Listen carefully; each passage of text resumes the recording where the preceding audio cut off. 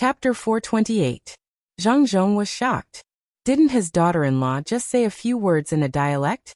This person's reaction was too big, wasn't it? Cuckoo, what did you say to him? Zhang Zhong was puzzled. What did his daughter-in-law say to scare him like this? He didn't say much. He just said that there's going to be a flood and asked the people in the mountains to come down and hide. Even if they get washed away by the water, there's a boat that can take them to a higher place. If the mountain collapses, it's over, Wang Wan explained. How did you know that there's going to be a flood? Zhang Zhong's heart tightened. He could not believe what others said, but if it was his son and daughter-in-law, he had to believe it even if he did not understand. Even if his daughter-in-law said that the moon would fall tomorrow, he would still organize people to move, let alone a flood. Wang Wan saw Zhang Zhong's worry and said a little embarrassedly, "Father, it wasn't me who said it. It was Grandpa Zhang. Grandpa Zhang is Zhang Jiuling's butler. He's very good at martial arts and forced Xiaobao to use methods that he shouldn't have used. Only then did he force him to retreat. He used to be a guard and even knows how to raise pigeons. Xiaobao is still suffering." "Ah, Xiaobao is injured? Why didn't I see it?" He didn't say anything. Zhang Zhong forgot about everything else and only thought about his son. What's there to say? It's just sore and painful. Just bear with it. I'll give him a good massage before he goes to bed tonight. Wang Wan knew the pain, but she knew what kind of person Zhang Xiaobao was. He did not care about this little bit of pain. Then Cuckoo, you'll have to take care of him tonight. Do you know when he's going to have a flood? Zhang Zhong did not know what his daughter-in-law meant by using methods that he shouldn't have used. He thought that it was a demon or a celestial's method. Otherwise, how could two people force a former guard to retreat? He knew that his son could endure the pain. Presumably, the two of them had their own ways of dealing with it. The thing that worried him the most was the flood. He had heard of Zhang Jiuling before, but he didn't expect that his family would be here. It wasn't easy for the state's middle school to improve. If it was washed away by the flood, everything would be gone. This was especially true for the crops planted here. It was almost time to harvest, and they could continue to plant crops. They could harvest twice or thrice in a year. It all depended on what they wanted to plant. If the rice that they had prepared at home were to be washed away by the water, there would be a shortage of food for this season. Wang Wan was also a little worried about the flood. It would delay a lot of progress, but she was not afraid. She still had a few days to prepare. The loss of property was a small matter. It was fine as long as the people were fine. Dad, there are still about 5 days left. Grandpa Zhang didn't calculate it himself, but some old people here said it. Some said it would be 7 days later, and some said it would be 5 days later. Many old people said so we have to believe it. At least 5 days, at most 7 days. Wang Wan summarized what the old man said when they left, and said to Zhang Zhong, "Dad, everything has been arranged. But when I came here just now, I heard that the river that we prepared to drain water from the artesian well has risen a lot. Hurry up and arrange for the disaster relief. This time, we are really going to lose money. Some of the money that we borrowed was used to buy the shops. We can't let the people who damaged the houses bear the cost of the flood." Zhang Xiaobao came back at this time. He was in a bad mood. He calculated and calculated, but in the end he could not calculate a natural disaster. That tree, who was standing at the side, heard everything the three of them said. When he heard that it was a flood, he immediately became anxious. The tribe would be flooded once every year. No matter how they changed the location, it was useless. When the flood came, it would not go back to the original location. Zhang Zhong was also worried. When he saw that tree looking at him, he said to him, "Brother Tree, don't worry. Send people back immediately. Don't bring anything with you, just some food and water. It should take less than 6 days. Go back and ask people to cut trees and make rafts. When the water is big, they can come down." That tree had no other choice. He could only say a few words to 2 of the 6 people who were faster. The 2 people turned around and were ready to run out, but they were stopped by Zhang Xiaobao. His movement was very simple. He was 1.2 meters tall. He jumped up from the ground and jumped 1.2 meters in the air. He flew 2 feet in a row, and the 2 people had to retreat. "What's the hurry? Take the things with you before you go." Wang Wan rushed to the door. Zhang Xiaobao was half a body's height. Wang Wan happened to stand beside Zhang Xiaobao and said to the two anxious people. Only then did the two people realize who they had offended. They knelt down and kowtowed. Get up. Get ready immediately. Remember to go back quickly. Even if you die, you have to spread the news. Wang Wan said to the two people again. She ran out with Zhang Xiaobao to arrange food and water. This was simple. They just had to find a guard. They had things that they always prepared. The four slow people and the injured tree were left in the house. They anxiously waited for news from the other side. It would take at least 10 days. Zhang Zhong had no time to chat. He said a few words and left in a hurry. The notice was written in the blink of an eye. He asked people to hold umbrellas and read it loudly in the provincial government for the people to hear. The content was to let the people be prepared to leave at any time. The small boats on the 18 big boats were all lowered. The guards of the prince's mansion and the strong people in the inner courtyard all went out to cut trees. The people followed suit. The construction of the docks stopped. People evacuated and made rafts. The things in the houses that should be moved were moved to welcome the arrival of the flood. The honesty of the provincial government was different from before. The people did not doubt. Some families who knew how to read the weather responded positively. In the midst of the busy work, Fan Jianxi and the other three people were secretly laughing. They hoped that the water would be bigger and stronger. They hoped that all the houses would be washed away. Even the houses behind the unfinished provincial government would be washed away. Zhang Xiaobao held his chin with his hands. He looked outside at the rain that showed no signs of stopping. He blinked and said, "The sky is falling." Okay, don't memorize these things. It's not easy for you to learn. Keep them. Think of a way to reduce the loss. Wang Wan crossed her arms. She heard Zhang Xiaobao mumbling and nudged him. Zhang Xiaobao stopped. He looked at Wang Wan and asked, "Do you want fame or money?" "I can't make up my mind now." "What fame and money?" "The flood is coming. It's terrible. Fame and money are too far away. Think about how to save the lives of the people in the province." Wang Wan was worried about the coming flood.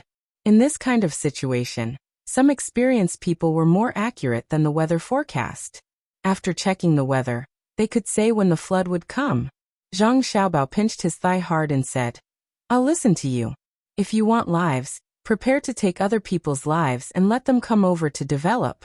This move is a little immoral, but we have to make up for the loss of our side in the flood, and it's also a good thing to save people. It's a pity that there are not enough boats. If I had known it would be like this, I wouldn't have let the cooks and workers go back so early. I'll let them stay for a few more days. Now start to collect the ropes. Be quick." Wang Wan was stunned. She looked at Zhang Xiaobao and asked, "Comrade Xiaobao, you don't want to calculate when the flood is coming, do you? You just watch those people be drowned by the flood? You just watch the children cry alone? How can you do this? You want to make money from the national disaster? How did your grandfather, the dean, get you promoted in the first place?" Wang Wan was really angry. Usually she would accept Zhang Xiaobao's calculations. However, at this time, based on Zhang Xiaobao's words, he wanted to make up for the loss. He wanted both money and fame. Zhang Xiaobao chuckled and said, "It's a misunderstanding. How can I forget that scene? I was thinking whether I should ask them for money after saving them, or treat them well to gain a good reputation. When you said that, I made up my mind. We need people. Luzhou's population is too small." "What do you mean? I don't understand." Wang Wan was still angry. "Nothing much. It's just that this rain is not normal. When I went to arrange according to my father's instructions, I heard someone say that they had picked up a few big fish in the county. They fell quite heavily. Why do you think the fish fell? Could it be that they found it too lonely in the water and flew into the sky?" Zhang Xiaobao narrowed his eyes and said. Wang Wan paused for a moment before she asked tentatively, "Could it be a typhoon? Isn't this the wrong season?" "A typhoon is coming. What's the right season? Let's go and make arrangements. We'll save more people. To be honest, I hope that everyone will be safe. However, this is only a wish. Let's do our best." As Zhang Xiaobao spoke, he pulled Wang Wan and rushed out without opening an umbrella. 15 minutes later, a new announcement was made in the provincial capital. The servants were also shouting in various places, asking the people to demolish their houses and pack up their belongings, especially those with roof beams. They were to unload the logs and use strong ropes to make wooden rafts. They did not want the other miscellaneous items in their houses. If they could be packed, they could be put on the wooden rafts and get people to prepare more ropes. The fast horses could only spread the news in Ule County and Yushan County. The two counties further away could not do anything. Although they had sent people there to make preparations, they did not have time to demolish their houses. Everything was prepared. The entire province was under martial law. The two counties further away might not be able to do it, but the two counties here had no problems. At the same time, the matter of loans was also announced. All loans would be waived. All goods that had been paid for in advance would be given away for free. After all, nothing would be left behind in the end. The Zhang family would bear this loss alone. The people also understood that this matter was serious. The new good official gave up so much money directly. He was definitely not lying to them. The people in the two counties began to demolish their houses according to the announcement. They tied up the wooden rafts one by one and took their belongings with them. They waited for the good official to make the next arrangements. At this time, there were still some people who were in a hurry. Along the way, they met people on fast horses who came to announce the announcement. When the horses reached dangerous places, they could not run. The people on the horses could only give up on the horses and run to the two counties on foot. Do you want to live? If you want to, follow me and run quickly. When you reach the provincial capital, help organize.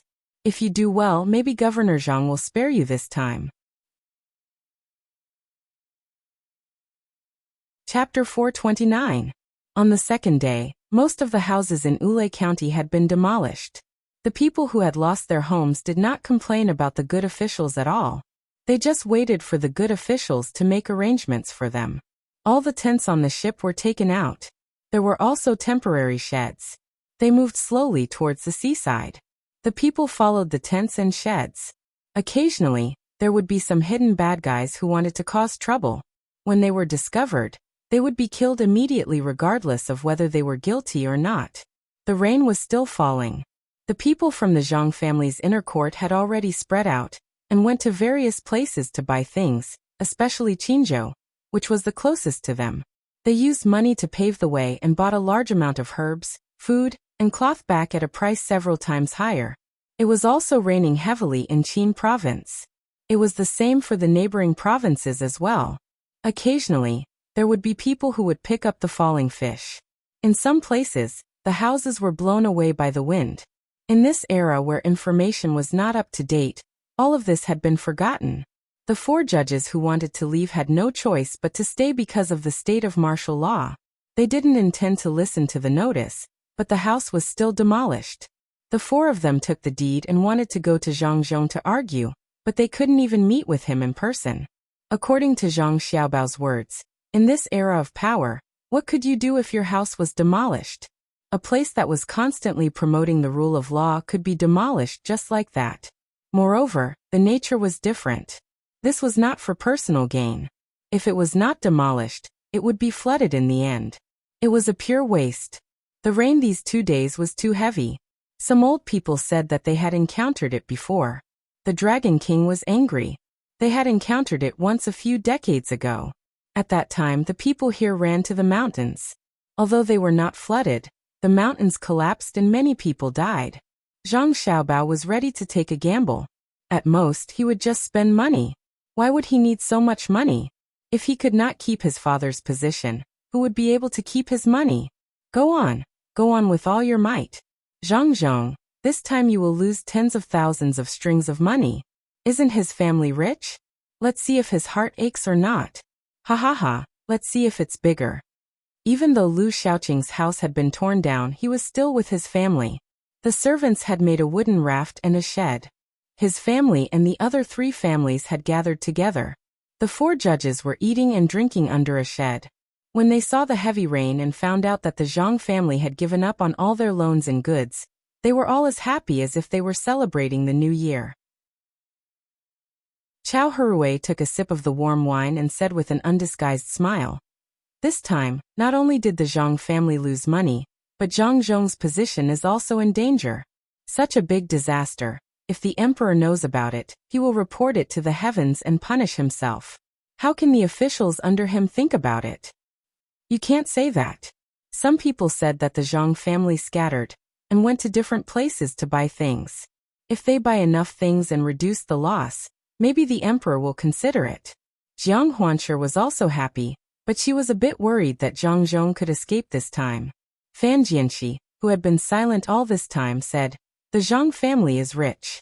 If they can buy things, the price will not be low. I know this. Recently, they bought the most things in Qinzhou. The price is 5 times higher than usual. So what if they buy things? The house is gone. Will the Zhang family repair it? I don't believe that the Zhang family is so rich that they dare to repair the house for more than 7,000 people in Qinzhou." The 4 people talked, and from time to time, there was laughter. This news quickly spread to Zhang Xiaobao and Wang Wan. After Wang Wan heard, she curled her lips and said, "In the beginning, we left them alone to deal with them slowly because we thought they had some ability. I didn't expect them to be so bad. When real politicians are in conflict with each other, they will not gloat when the people are suffering. They don't even understand what politics is. Yes, we can make use of them, but we definitely shouldn't be so happy. If I were them, I would look for my father and tell him about this matter. Conflicts are conflicts, but when facing external forces, we have to compromise. They've already broken the jar. After this matter is over, we'll deal with them." Zhang Xiaobao was also very angry. If this kind of thing happened in the current imperial court, they would find a way to deal with it even if it was a conflict. The imperial court in the past was not too bad. There were not many parties fighting. Even if there were, they would not use the people as a bargaining chip. After all, they were still influenced by some ideas of governance. After hearing Zhang Xiaobao's words, Wang Wan said, "Xiaobao, I can't wait. I want to deal with them as soon as possible." Zhang Xiaobao first thought about the typhoon and the flood, and then his hand touched his face. Wang Wan was relieved after seeing this. She knew that the 4 judges were going to be unlucky. If Zhang Xiaobao was good at making money and construction, then he could be said to be a top figure in calculating people. Continue to move to the seaside. Start making food in large quantities. Don't extinguish the fire. As long as the fire is big enough, wet firewood can still be burned. It's just that there will be more smoke. There's also a reserve of fresh water. Boil it all into water and put in some salt. Zhang Xiaobao thought for a while and stopped. He walked to the door and gave orders to the person who was there to deliver the news. The series of things Zhang Zhong did a few days ago were reported. Under his orders, basically all the people obediently followed and did whatever they were told to do. Even if they did not understand at the moment, no one objected. All the troublemakers were dealt with. Pancakes were baked one after another, steamed buns were steamed one after another, and pots of water were boiled and filled into water bags. While the commoners were working, they were also moving towards the seaside. There were only 8 ships left out of the 18 that were on the seaside. These 8 ships were enough to squeeze in a few thousand commoners. See, this is the strength of the government. As long as the government officials are capable, they will definitely not be afraid of disasters other than earthquakes. Wang Wan said with her chest puffed out. Zhang Xiaobao pursed his lips and said, "This is the responsibility that we dare to bear, okay? What strength of the government? My father has the final say in Luzhou's government. There's no secretary or army to make trouble. Of course, it's up to him to say what he wants. Which government official is willing to throw in the money of his family, like we are doing?" When Wang Wan saw that the people were doing things smoothly, she relaxed and began to argue with Zhang Xiaobao. "Isn't it because we have to keep our position? Whether we keep our position or not, at least our family is really taking money out. You can say that we are pretending. Who can say that we are pretending for the rest of our lives? Well, I still have to ask someone to find some dry wood and a big fish net. Then let the flood wash them away. The grains that were originally planted here are also gone. After the flood, I will transfer 100,000 strings of coins here and start all over again. It will be more convenient to plan." Zhang Xiaobao also made up his mind. Since they could not keep their position, they would start all over again. It was fine as long as the people were fine. It was just money.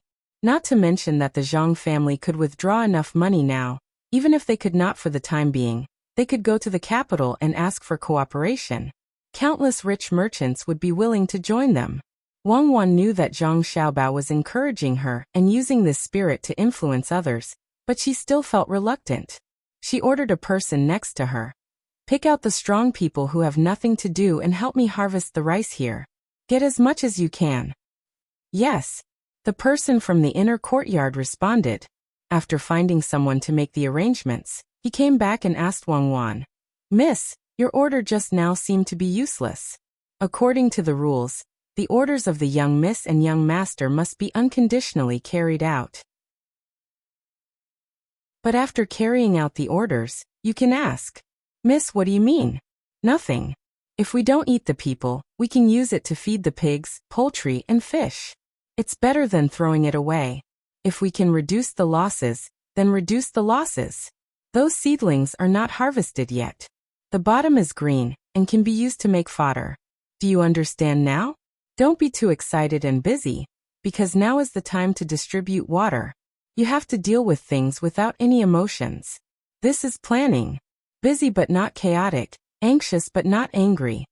Wang Wan was quite satisfied with this person. He would carry out what needed to be carried out, and ask if he did not understand. The people from the inner courtyard should be like this. After the person heard this, he thanked. "Thank you, young miss.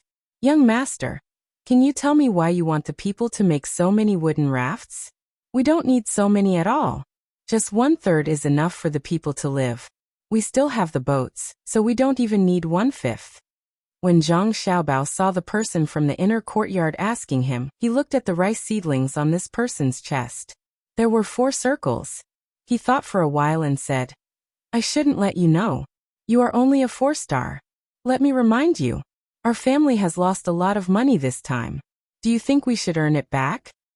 "Yes, we definitely have to earn it back. This kind of loss is too sullen.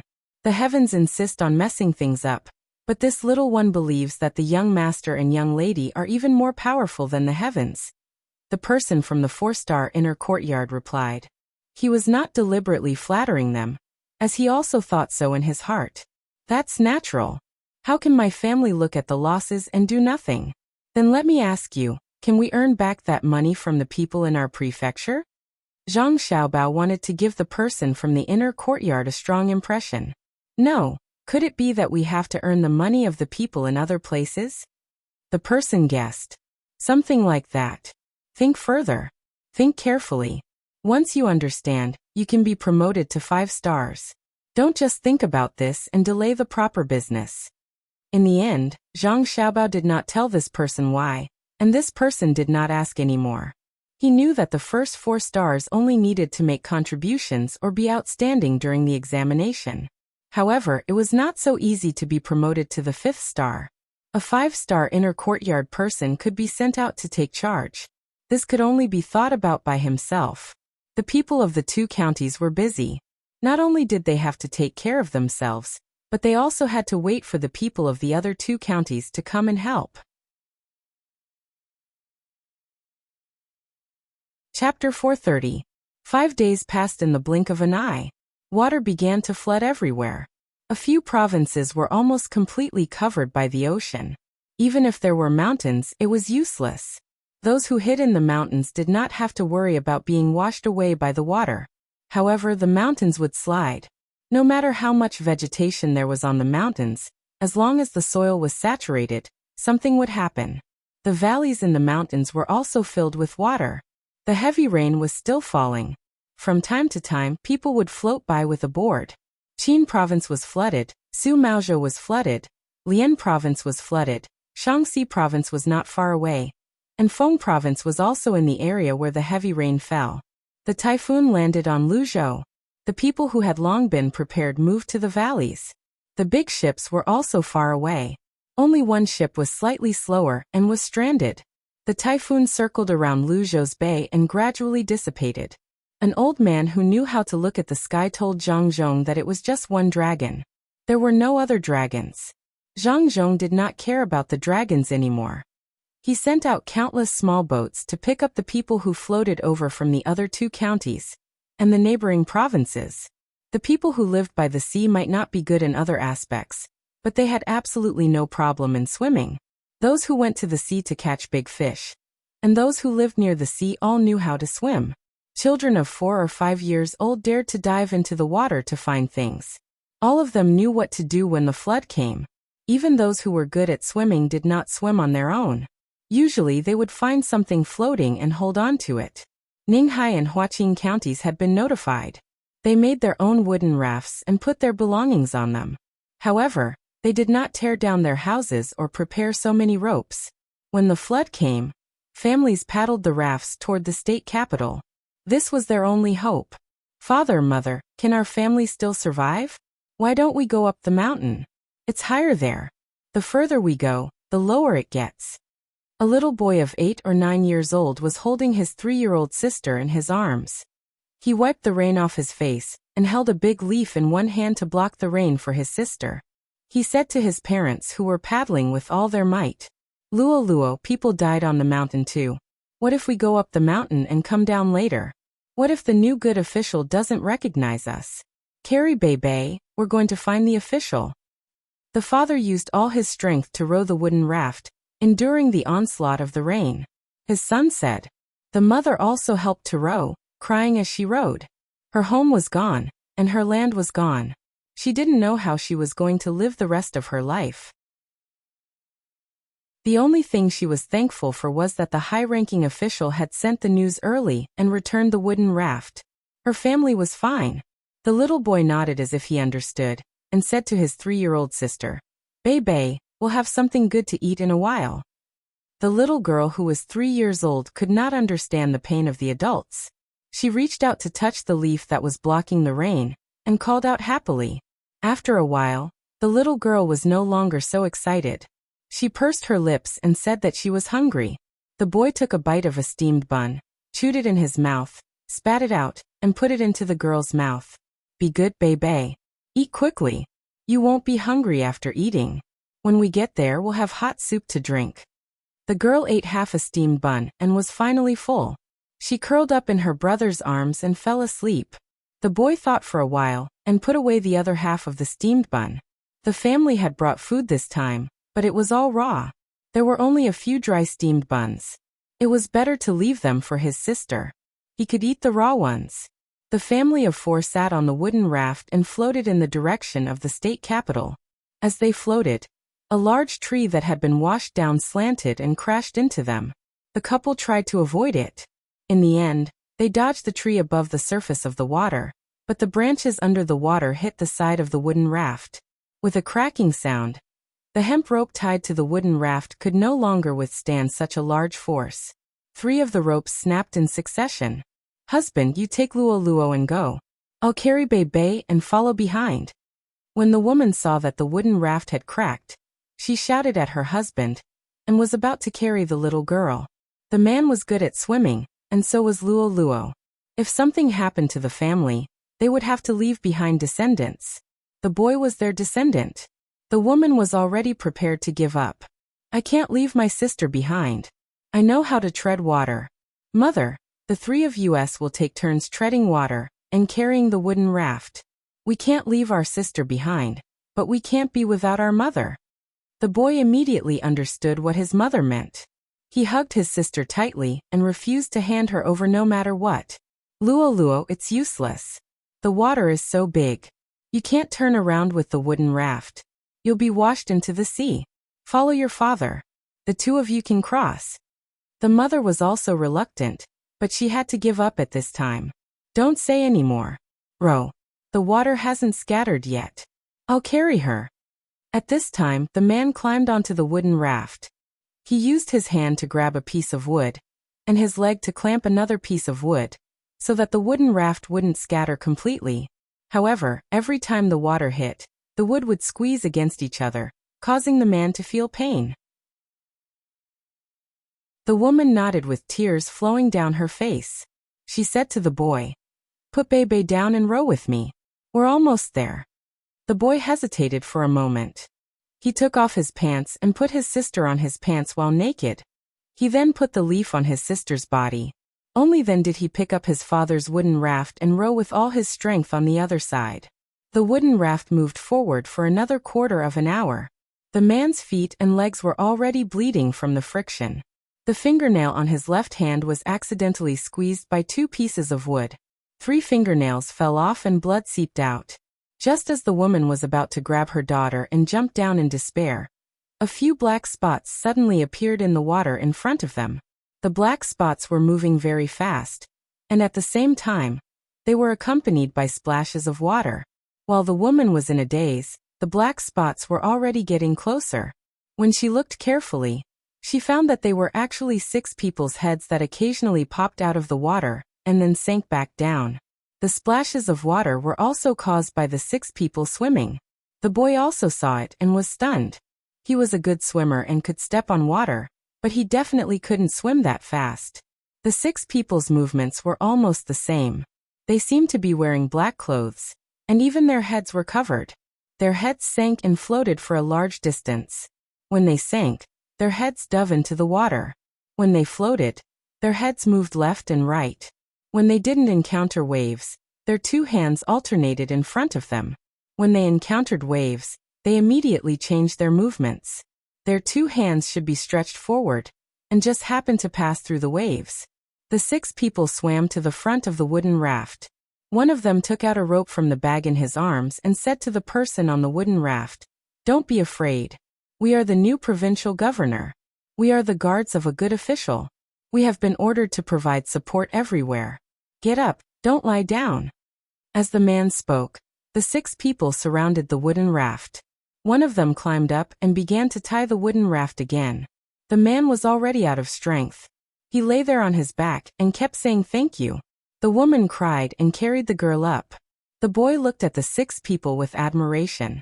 He asked the person who tied the rope, "What happened to you guys just now? How did you swim so fast?" "We were using the most standard freestyle and butterfly swimming. Freestyle swimming is fast, and butterfly swimming is easy to pass through the waves. We practiced it regularly." This person was easy to talk to. He explained to the boy while tying the rope. The boy didn't know anything about swimming. He only knew that the 6 people were really not slow. He asked curiously, "You guys are from the Vigorous Sprout Protection Team, right? I heard that 56 people jumped off a very high ship a few days ago, and nothing happened to them. They can swim in the water for a few hours without getting tired. Is this how you guys swim? Boy, you are smart. We are from the Vigorous Sprout Protection Team. When it comes to swimming, other than some local people here, no one can compare to us. Master was afraid that something would happen, so he sent us out. You guys are the 12th wooden raft to be saved. Usually when we train, we have to learn a few standard swimming postures, but we don't usually do that. Everyone has their own comfortable swimming postures. Today is not the time to show off. We can only use the most standard swimming postures. It takes more effort, but it is the fastest." This person's movements were very fast. In just a few sentences, there was only one wooden raft left. He tied it while talking to the boy. The boy looked at the 6 people with serious faces. He didn't feel scared at all. Instead, he was very calm. The 6 people's cold and handsome expressions made people know that they were very resolute. It seemed that no difficulty could beat them. "Big brother, can I join the Vigorous Sprout Protection Team? I want to be like you guys, rushing from so far and so fast to save people. You guys are wearing beautiful clothes." The boy asked with a look of yearning. The person from the protection team tied the wood and buckled it. He smiled at the boy and said, "It's not that easy to enter. First, you have to sign a death contract, then you have to undergo training. That kind of pain is unimaginable. Sometimes you even want to die, but you can't. If you want to enter, you have to learn how to read first. Do you know how to read?" "Can't read?" The boy shook his head regretfully. He didn't expect that these people were not only good at swimming and looked good, but they were also literate. "Then you have to learn well. First, learn how to read and write. Then you can participate in the training. When you are used to the hardship, you will become better." This person encouraged the boy. At the same time, he thought of his own training. He still hadn't finished training. It was not a normal kind of hardship. Then Big Brother, are you the people who can bear the hardship the most? Compared to those two people, we are still far behind. If those two people fell into the water at the place just now, there is no need for anyone to save them. They can easily go back. If they are willing, they can stay for a few more days. Their food can be taken care of. This guard thought of the young master and young lady.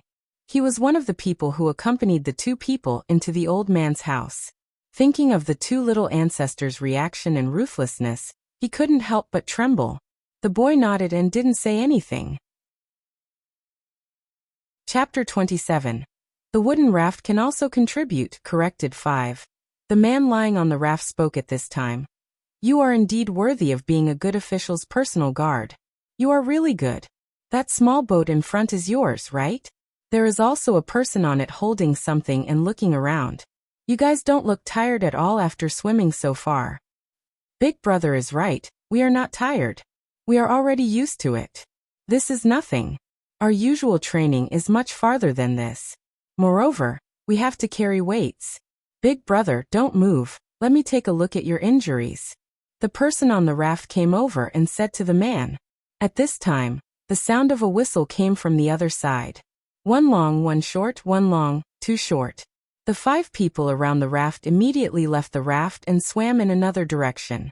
They were still switching between freestyle and butterfly swimming, and they were still as fast as before. Big Brother, don't worry about them. We found someone in danger again. Don't worry, they won't die. As long as they are still alive when the people on the boat see them, they can be saved. Even if they drown, they can be saved in time. As the man spoke, he took out things from the small bag at his waist one by one.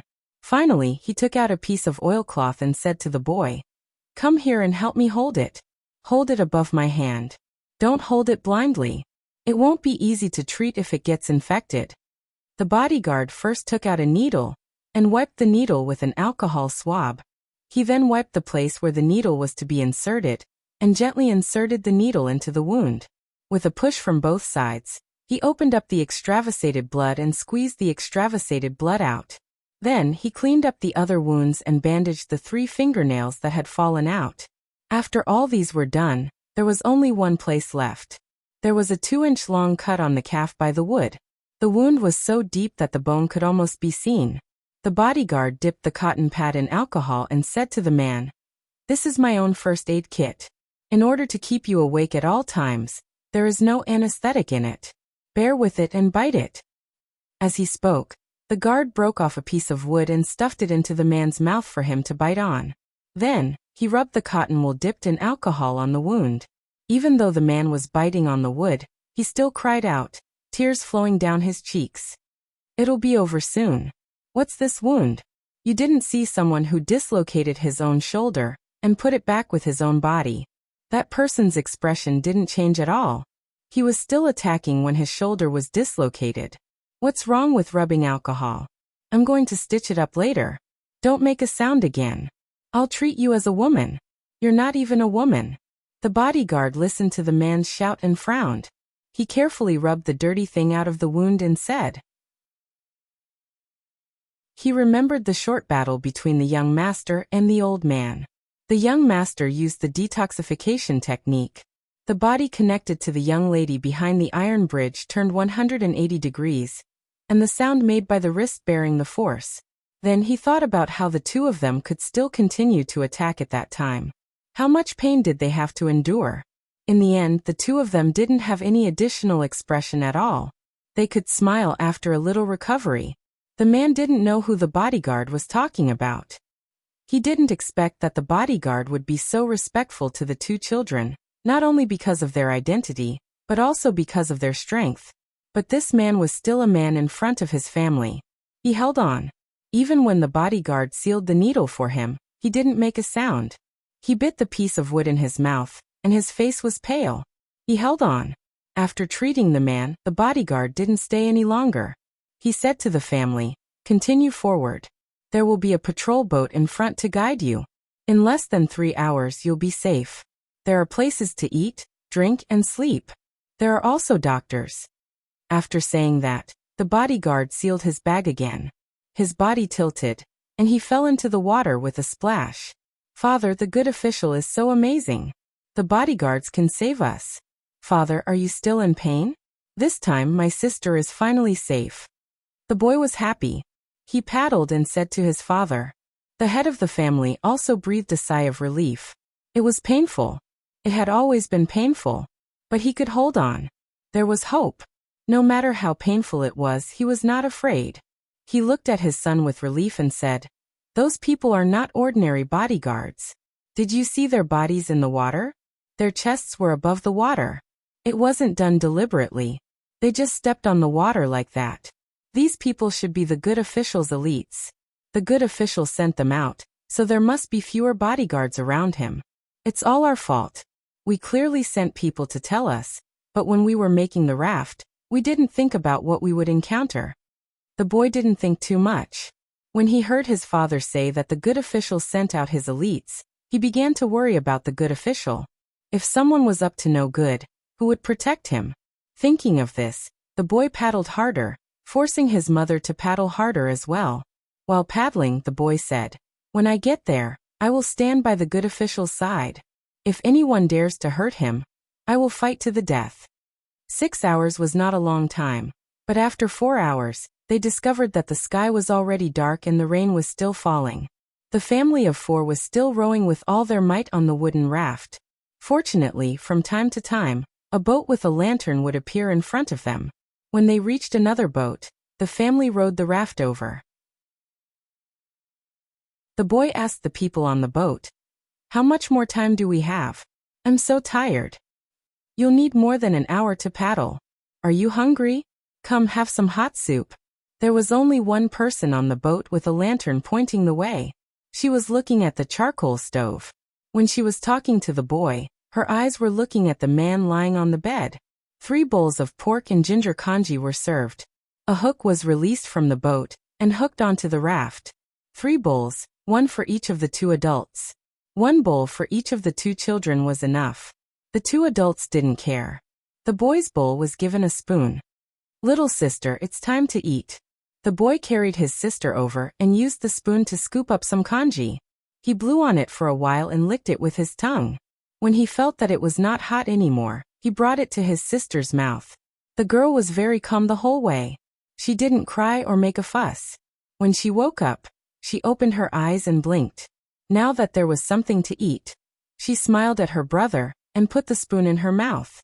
She took a sip and the spoon was clean. She waved her small arms and said, "It's delicious. Big brother, eat. This little one is very interesting. Come, give this candy to the little one." The person on the boat looked at the brother and sister and took out a piece of candy and put it in the boy's hand. The boy fed his sister a dozen spoons of candy before he started to eat. He put the candy in his sister's mouth. The girl seemed to know how to eat candy. She didn't swallow it but kept it in her mouth. She moved it back and forth between her cheeks. She blinked her big eyes and was curious about everything. She didn't even notice that saliva was flowing out of the corner of her mouth. The wooden raft moved forward again. It was said that it would take more than an hour, but in fact, it only took half an hour. The family saw the scenery on the other side. The boy was like his sister. He opened his mouth and let the saliva flow out. After a while, he rubbed his arm and pointed to the other side and said, "That's the state capitol? It's full of lanterns." The 2 parents were also confused. There were countless lanterns in front of them, but that wasn't the most important thing. What made them stunned was that under the illumination of these lanterns, there was actually an endless stretch of flat land made of wooden rafts. There were wooden rafts next to each other, and people were walking back and forth on them. These connected wooden rafts moved with the waves, but they definitely wouldn't break. How many wooden rafts were needed to make such a flat land? In the middle of the wooden rafts was a big boat. The boat was also brightly lit. What made the family most shocked was that there were sheds on the wooden rafts. "Father, did we come to the wrong place? How could it be like this? Could it be that this is a piece of land made by the Sea Dragon King?" The boy finally wiped off his saliva and said to his father. The father was indeed dumbfounded. This scene was a bit too big. It made people look like a piece of undulating land.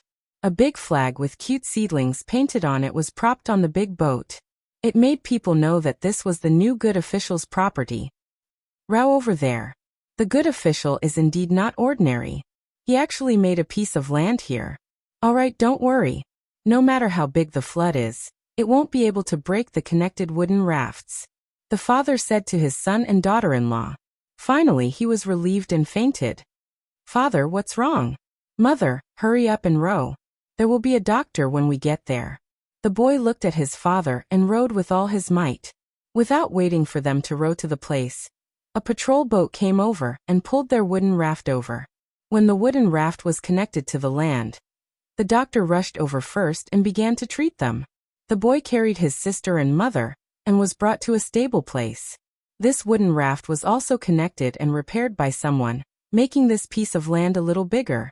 At this time, there was no need for Zhang to appear. There were many people trying to redeem themselves by doing good deeds. Registrar Yin was one of them. When he saw people coming over, he quickly came forward and said to Luo's mother, "Madam, did you come here alone with 2 children?" "A Registrar Yin, you are." The woman was so scared that she took 2 steps back and looked at the registrar in front of her in disbelief. "You know me? Then you must be from Ninghai County. Don't be afraid. With the provincial governor here, you will have a good life in the future. This time, it's just a little water. The governor has already made preparations. Ninghai County, follow me. I will arrange a place for you to rest. Look at this little child. How nice, looking at me without blinking." Registrar Yin didn't dare to show off his power at this time. It would be easy for him to be shot dead. He smiled and said to the family.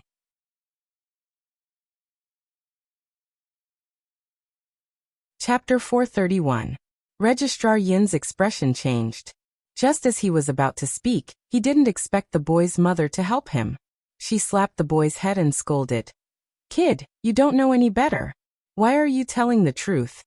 Before the boy could do anything, his sister started crying. She called her brother and reached out her little hands to rub her brother's head. Registrar Yin wanted to jump into the water and suffocate to death, but he knew that as long as he jumped, he would be shot to death by the crossbow in the air. He couldn't get angry and redeem himself. Who asked him to accept 45 strings of coins? He used to think that it was a lot and couldn't earn that much in a few years. But now he regretted it very much.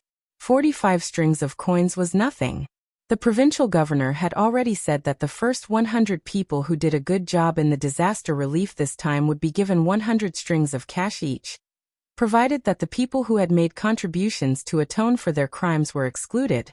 People like them had no money at all. They could either do a good job or die. There was no third choice. Those who didn't believe that the provincial governor dared to do this had already been dyed in blood.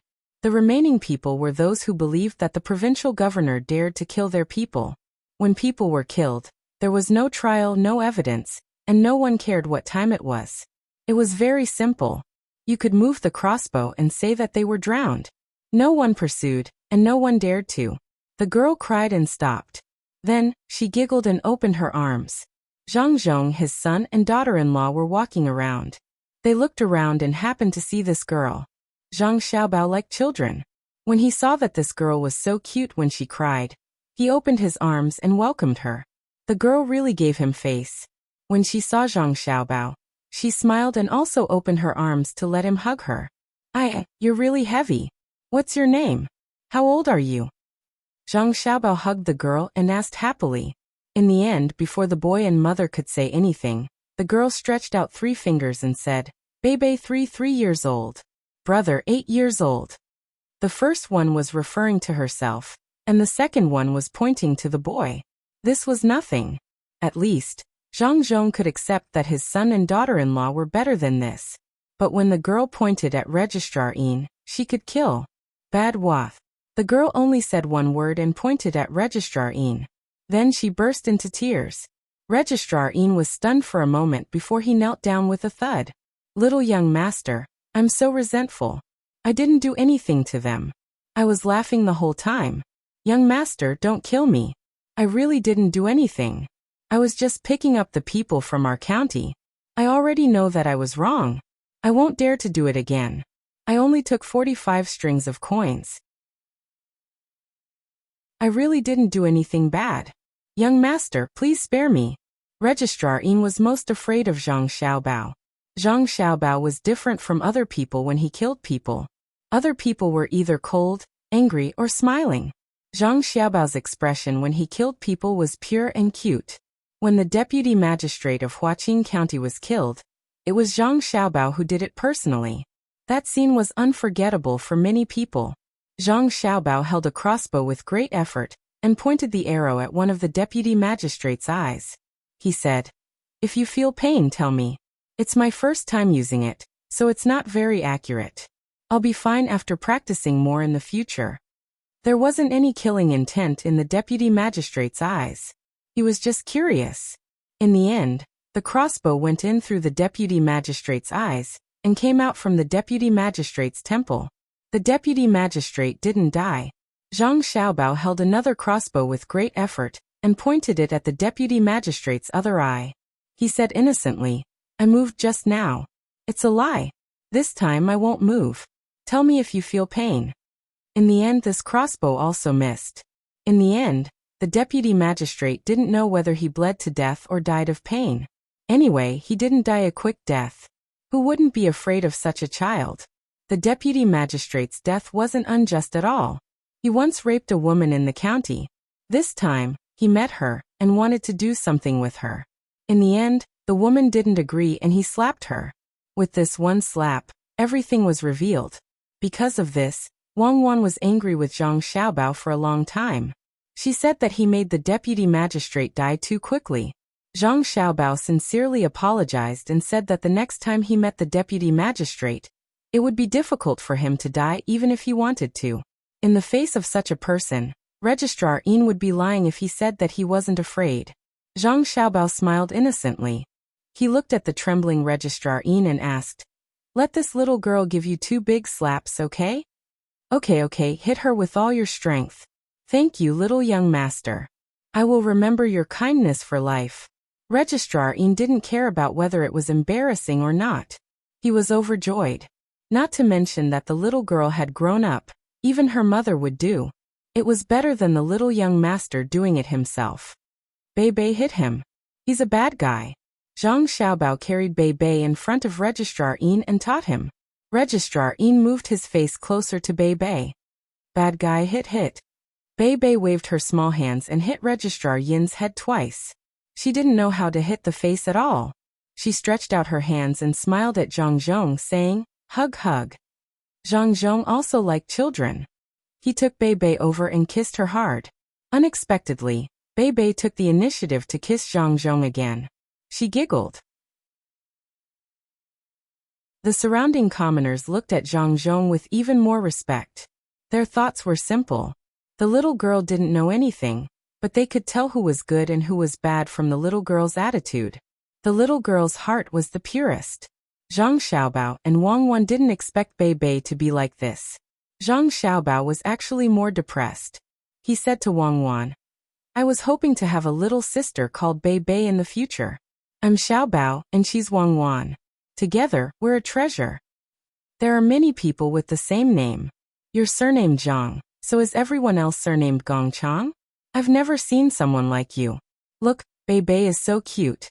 Wang Wan didn't agree with Zhang Xiaobao this time. She strongly objected and pointed at Bei Bei for Zhang Xiaobao to see. At this moment, Bei Bei kissed Zhang Zhong again. She pouted and pointed in the direction she came from. It hurts. Daddy hurts." Zhang Xiaobao was stunned. He suspected that Bei Bei was someone who came from another place like him and Wang Wan. However, he felt that it wasn't the case.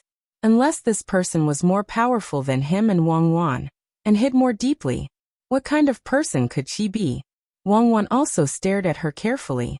In the end she said, "No, she's just born intelligent. She'll gradually forget about it after she's 5 or 6 years old." Why would she gradually forget? Is it because of the development of her brain cells? Zhang Xiaobao suddenly thought of something very important. He still remembered when he was carried to the orphanage. Other people were different from him, and would always forget. He could even remember every single one of his brothers and sisters in the orphanage. Wang Wan thought for a moment. She didn't walk in that direction with Zhang Zhong. He was just an injured person. She said to Zhang Xiaobao. That should be the case, right? According to scientific theory, human cells also undergo metabolism. Then why can a 100-year-old person remember things that happened when she was in her teens? Could it be that she didn't undergo metabolism at this time? Zhang Xiaobao asked. What are you trying to say? Theology. Wang Wan's education made her reject this kind of theory. Zhang Xiaobao shook his head and said, No, what I want to say is science. In the narrow sense of science, theology will appear, but in the broad sense of science, there is no such thing. We just don't understand. I think the process of searching for the truth is science, not after discovering something. Then are you searching or discovering? Wang Wan felt a little cold from Zhang Xiaobao's words. You and I are both experiencing. We are neither searching nor discovering. Do you think our arrival is science or theology? If it's theology, where is God? If it's science, how can it be explained in the narrow sense of science? The simplest question is, where is the edge of the universe? You don't know, right? But we still exist, and are still researching. After researching and researching, one by one, the people who invented the definition have all become religious and believe in God. What does this mean? Zhang Xiaobao began to analyze things in this world for the first time. Wang Wan was also confused and muttered. What does this mean? What does this mean? Could it be the existence of God? Wrong. It shows that our science is not advanced enough. Some people deliberately limited science. What our science couldn't understand back then, some people attributed it to superstition. According to me, there is no materialism, nor is there idealism. There is only selfishness. Or it can be said that materialism should not be separated from idealism. Idealism is also a material. In the process of idealism, there is the transmission of electricity and the metabolism of brain cells. As long as there is this, how can it be idealism? When materialism separated idealism, it was no longer materialistic. Zhang Xiaobao thought deeper and deeper. He put all his attention on this. He really wanted to know how he had come here. At this time, Wang Wan said, Since everything is real, we have to cherish the real things. Since everything is fake, let's treat the dream as reality. At least there's you and me. Whether it's science or superstition, I pinch you and you hurt. In this material world, what should you do now? Wrong positioning. I don't want to position science and superstition. I want to position why babies don't have a sense of height, just like sleepwalkers. Why babies forget some things when they grow up. Why can babies be preserved for a period of time after leaving the mother's body? Why can a placenta be used as medicine? Why can umbilical cord blood help treat leukemia? What exactly happened to us when we came out of the mother's body? Don't be afraid. What I want to say is that children have a very strong memory before they are sensible. Take vocabulary, for example. I don't know how good you are when you learn it. I think I am a genius, but I have to memorize it at least 4 or 5 times before I can remember it. It is even more difficult to correct pronunciation. However, this was not the case for children. For some children, as long as you taught them how to call their mother once, they would be able to remember it. What was taught to the child at the age of 1, when the child grew up, was it because of the infinite repetition or the hidden memory of the child that played a role? I have been thinking about it for a few years. Our joy and fear are more from when we are babies, before the age of 6. So I want to set up a baby class, but I don't know if the parents will be willing. Zhang Xiaobao finally said his idea. He wanted to set up a nursery that was different from other places. Do you want to train people who can be used or who can promote the development of science? Actually, I understand what you are saying. Take hypnosis, for example. It is a joke to ordinary people, but we live in a hypnotic environment all the time. As long as people's metabolism can't be separated from the chloride ion, they will be affected by the flow of electrons. Put a normal person in a group of mentally ill people, and listen to the screams of the mentally ill people every day. Very few people are unaffected. Of course, people like you are an exception. Wang Wan understood what Zhang Xiaobao meant. He wanted to bring out the essence of a baby as much as possible. He didn't want this essence to be deliberately destroyed later on, but to promote his development. Let's start with Huayuan County. I only thought of this when I saw Bei Bei. Bei Bei's mental waves should be greater than ordinary people's, and he should be able to feel everyone's attitude towards him. I feel that it would be a waste to form a system for him, but it would be a pity to give up on him. Zhang Xiaobao was in a tough spot. He was quite proficient in this aspect. The simplest example was when he had personally gone for an interview in the past. He had purposely made the room big. The place where he sat was like the throne of a palace, while the person being interviewed was surrounded by empty space. Especially behind them, when a door was opened, it was actually an open window, and it was at a place above the 10th floor. There were some sophisticated instruments on the chair. Some of the interviewees were afraid. Some were empty, some were angry, some were calm, and some even turned around and left. Then you should do as you say, right? You made it so mysterious and scary. Wang Wan actually didn't want to get involved with things that were too realistic. You also feel afraid, right? I actually feel cold all over when I think about it. The more I think about the origin of a person, the more I feel insignificant, especially when it comes to the creation of the universe. Therefore, I decided that in order to not let those 4 people mess with me, I will let them know some things that we can't understand. Zhang Xiaobao didn't mention the child. He talked about the influence of spirit and thinking, and specifically targeted the 4 people. What about the child? Wang Wan asked at this moment. Children are divided into different age groups, and we use building blocks and drawings to cultivate them. It's a pity that technology can't keep up.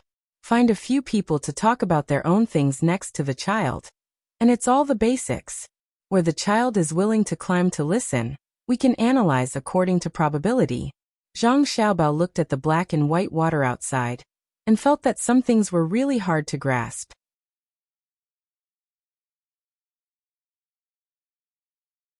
Chapter 432. Zhang Zhong carried Bei Bei in his arms. Since he did not have time to open an umbrella, he could only stuff Bei Bei into his clothes. Then he went to check on Bei Bei's father. This man was usually an honest man, so honest that it made people feel that he was a little cowardly. However, this time he stood up straight. After receiving treatment from the doctor, he ignored his injuries and busied himself with the others to collect the fallen trees. These trees were used to build sheds, and now the sheds were leaking. On the land formed by countless wooden rafts, the people who could not do anything tied themselves to the rafts. The wind and rain did not stop, and the waves were surging. With each wave, the land formed by the wooden rafts would rise and fall. There were many ropes that could be used, and they were firmly tied. The safety island in the hearts of the people was not broken. From time to time, the boat's release would pick up the people who were washed into the water. Those who had their own rafts or boats would point out the way. The people of Luzhou were not the only people who were rescued. The mountain people and the people from other provinces were also rescued. When dawn came, only 200 to 300 people of Luzhou's 7,000 people had not arrived. It was unknown whether they were dead or not. Many mountain people were washed into the water, and were also arranged on the land. They were vigilant against the people around them, and they did not refuse the food they were given. When Zhang Xiaobao, who had not slept all night, received the data of the missing people of Luzhou, he closed his eyes in pain. Wang Wan, who was beside him, also had a heavy heart. Although the 2 of them killed without batting an eyelid, they only killed bad people. They could not bear to kill these people. They knew too much about the darkness, and they always wanted to leave a pure land where the people could live like a family. Xiaobao, expand the search area. Maybe some of the people ran to the mountains, and maybe some are still floating in the water. The 4 guys who were gloating are also here. What should we do? Wang Wan said as she massaged Zhang Xiaobao's head. After a day and a night, she finally saw the planning and calculation ability of an international swindler. The people of the inner court were sent out to collect information. All kinds of requests and information were reported. Zhang Xiaobao was in charge, and he arranged everything just right, no matter how big or small. He was able to take care of everything from the search area of the fleet to the injured and sick people. After arranging the search method, he would occasionally ask if someone's fever had subsided. What method did he use? All he had to do was ask a child whose mouth was injured if he could eat, and everything would be under his control. He would even ask about what the officials were doing to atone for their crimes. All the messy information would be sorted out in front of him. This was what it meant to have no empty seats under a great reputation. Zhang Xiaobao was indeed exhausted. He had not done this for a long time. Even though he knew he was tired, he could not stop. At this time, it would be a sin to not use his ability. Perhaps what he saw was just data, but in reality, they were living people. One less person would be an unbearable pain for a family. Hearing Wang Wan's suggestion, he nodded and said, "No need. Continue with your work. We'll just need to take a nap for 1.5 hours. Let our 56 people expand the search area. At this time, we can only use them. We've trained them for 1,000 days to use them for 1 day. Let's see how their training has turned out." Those 4 people also came? Good. Tell the cook not to give them food. Aren't you just waiting to see a joke? Even if they starve to death, don't let them build a shelter. Let them stay on their own wooden raft. They are not allowed to come close to this land. If they have the ability, they can row elsewhere. Zhang Xiaobao said it casually, but Wang Wan knew that if they did so, it would be equivalent to giving the 4 people and their families a death sentence. The gale had only come once, and it was because of the geography of the bay. There were still other gale after that. If they were not connected, the small wooden raft could be overturned at any time. Wang Wan picked up the whistle and blew it rhythmically. At this time, the sound of the whistle traveled the furthest. Once it was passed down, the 56 people would know the new order. "Xiaobao, are you really going to let the 4 people and their families die? There are still some servants." Wang Wan asked as she squatted on the wooden raft where water flowed out and down from time to time. Zhang Xiaobao shook his head. "Who said we're going to let them die? They still have land and money at home. This time, they will connect the wooden rafts by themselves. But food will be a problem. I don't believe that they are as well prepared as we are. When the time comes, we will sell them food. Do you think it's expensive to sell a steamed bun for 50 copper coins? It's too cheap.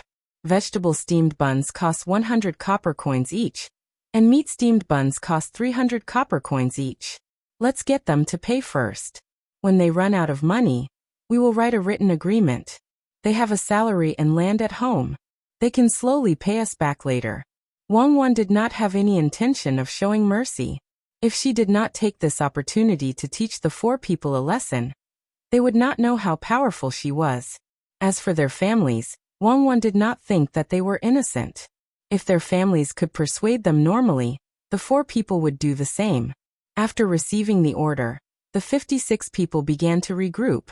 The original group of 6 or 7 people became a group of 2 people. They rowed the boats and used the clairvoyance to expand the search area. They also did not rest for the whole night. Most of the time, they were soaking in the water and did not eat anything. They were always ready to save people. Fortunately, this was part of their daily training, allowing them to work at high efficiency for 24 hours straight. One by one, they took out the black poppy ointment from their bags and took a small bite. The reaction was very fast when it entered their stomachs. It did not take long for them to feel that their stomachs were warm, and they were energetic. They also knew that this was called overdrafting their physical strength, but they had to do it. Their lives were as heavy as a mountain. Even if they died, they had to complete the mission first. Needless to say, after expanding the search area, they really did find some people in need of help. Some people even climbed up the trees with their whole families. They were shivering from the cold, and did not dare to jump into the turbulence. After being rescued and put on the boats, they knelt on the boats and kowtowed to the people who saved them. It was not only the people from Benzhou, but also the people from Qinzhou, Shangxizhou, and Fengzhou. These places seemed to have experienced the flood earlier. Some people carried logs and floated over. Some people were even able to persevere and swim. The rescue guards were shocked. These people were really good at swimming. On a large log that floated out from the mountains of Qinzhou, a simple and honest-looking man kept talking to the 5 people on the log, who had almost lost the confidence to survive. "Don't worry, Zhang Dashan will never be wrong. Don't be fooled by the flood everywhere. If we continue to float forward, we will reach my master's territory. My master is not like the other officials who wait foolishly and do nothing in the face of the flood.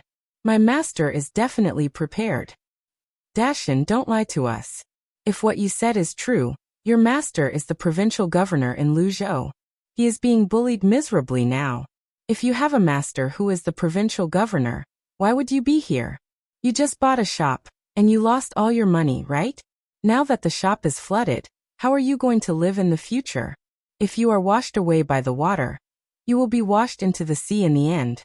If, and I say if, we can survive, you can come to my place and be an assistant. I think you are a good person, so you should be good. A man in a Su-embroidered robe who was sitting on the log said to Zhang Dashin. He liked this guy very much. Zhang Dashin shook his head vigorously and said, I am not going to your place. When I find my master, I will ask him what to do. If the shop is gone, then so be it. Look at me. I am carrying a big bag with me. Inside are the things that will keep me alive. Before I came out, I brought 10 smoked chickens for my master. You must be hungry, right? You are lucky. 3 people can eat 1, and we can eat 2 first. This smoked chicken is not afraid of getting cold. It can be eaten even after it has been watered by the rain. I came here by land on the Zhang family's cargo ship. I wanted to open a shop here, and if I had the chance in the future, I would look for my master and give him some smoked chickens to eat. But as soon as I opened the shop, I was hit by the flood. Now I have to look for my master and ask for his help. I am so stupid, don't you think? When I find my master, he will give me money to open the shop. I have received a favor from him once, so I am embarrassed. The 5 people on the log didn't believe what Zhang Dashin said at all. It was full of loopholes. But at this time, it was really good to listen to it. At least they didn't feel so lonely. Zhang Dashin really took out 2 smoked chickens from the big bag. He first tore off 2 chicken claws, 2 chicken wings, and 1 chicken head. He gave the rest to the 2 people next to him, and let them divide it among themselves. The other whole chicken was given to the other 3 people. People who didn't know how to eat would eat the chicken breast and the chicken thigh meat. Zhang Dashin, who dealt with chickens all day, was naturally not so stupid. He tore off the best part of the chicken and kept it for himself. He didn't feel anything when he took a bite. He was used to the taste. But it was the first time for the other 5 people to eat chicken. They had never tasted smoked chicken before, so they ate very quickly. The person who said that he wanted to ask Zhang Dashin to be his shop assistant had an idea and said to Zhang Dashin, Dashin, if you can really survive, I will give you money to open a shop. When the time comes, we will split it 50-50. You tell me the recipe, and I will give you 30% of the shares of the branch I open. How about that? I already said that I am not short of money when I come to find my master. I don't even know what the recipe is. I just brought a lot of seasonings and carried them all on my back. Why do I want to open a shop here? I just want to wait until I see my master and get the seasonings from his house. Otherwise, there will be a day when I run out, and it will take a lot of effort to go back. Zhang Dashin wasn't lying, but the others didn't believe him. He patted the big bag on his back and emphasized again that he was a person of an organization. As they were talking, a sharp-eyed person suddenly pointed to the front and said, Look, someone is swimming over. Save him. Zhang Dashin also looked over and said happily, What save? He is here to save us. Our Zhang family's most powerful guard is here. Hehe, the master is really powerful.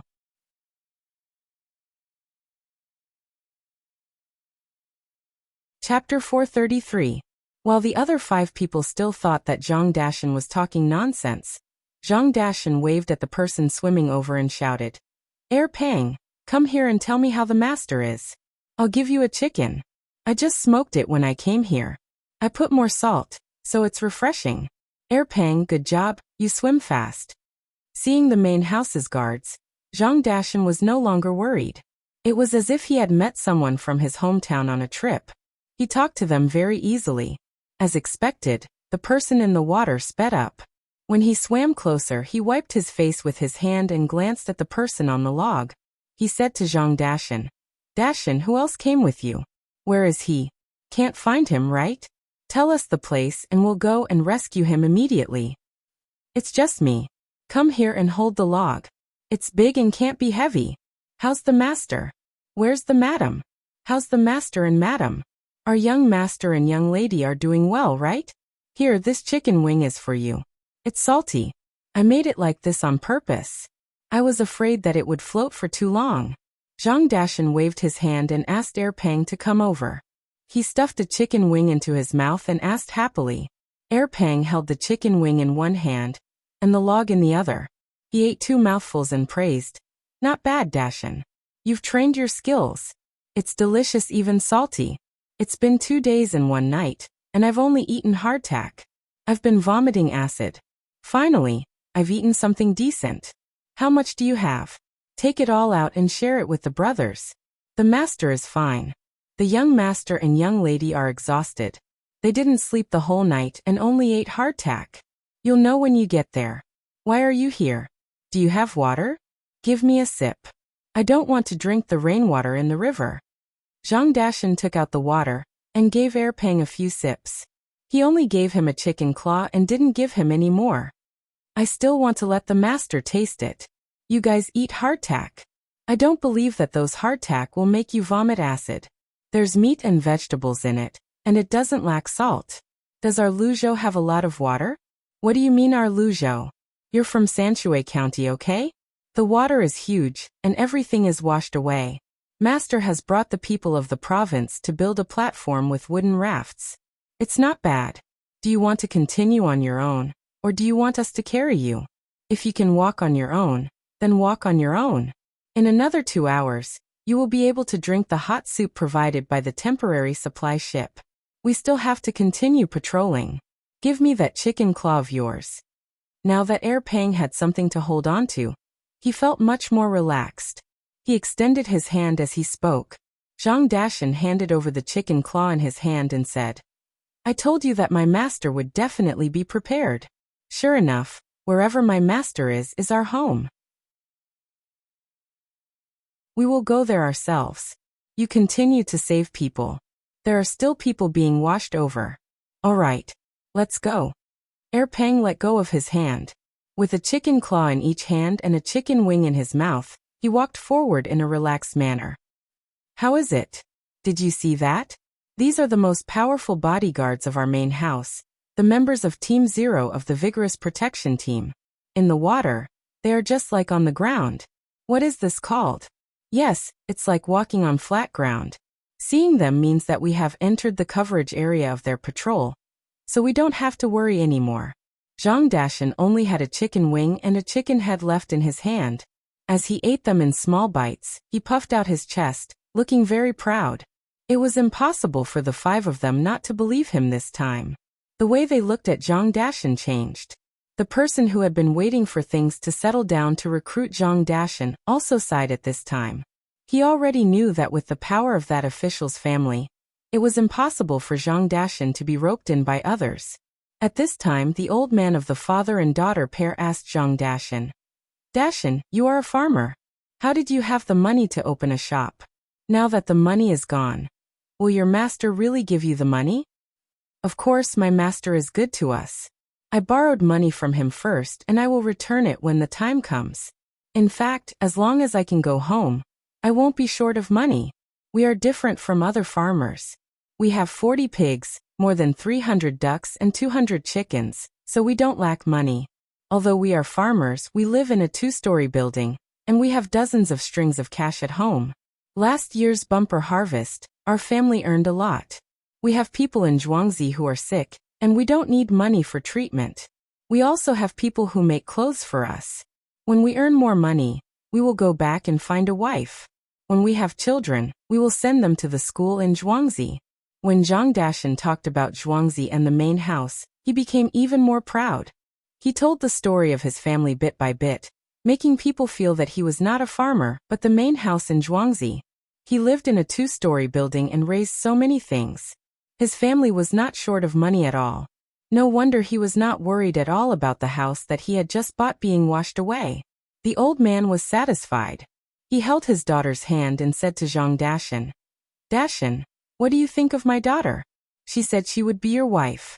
As long as you are good to my daughter, she will marry you after she settles down. Father, I won't marry, so I will accompany you. the girl said shyly.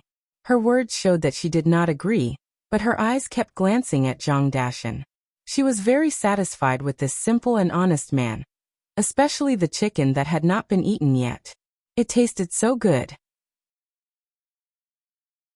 Zhang Dashan looked at the girl and said to the old man, "My Zhuangzi is different from other places. If she marries me, she will have to sign a death contract. I don't know if your daughter is willing to study. If she is not, I will not agree no matter what. We farmers need to be literate." "Dashan, you can read too?" The 5 people were surprised. They did not expect a farmer to be literate. "How can I open a shop if I can't read? I can do accounting and I'm not slow. The accounting books I use are taught by the main house. If there is a loan, there is a loan, and if there is a loan, there must be an equal return. It took me a lot of effort to learn, but in the end I learned it." Zhang Dashan felt that knowing how to do accounting was also a skill. Ordinary girls were not good enough for him. The woman couldn't take her eyes off Zhang Dashan.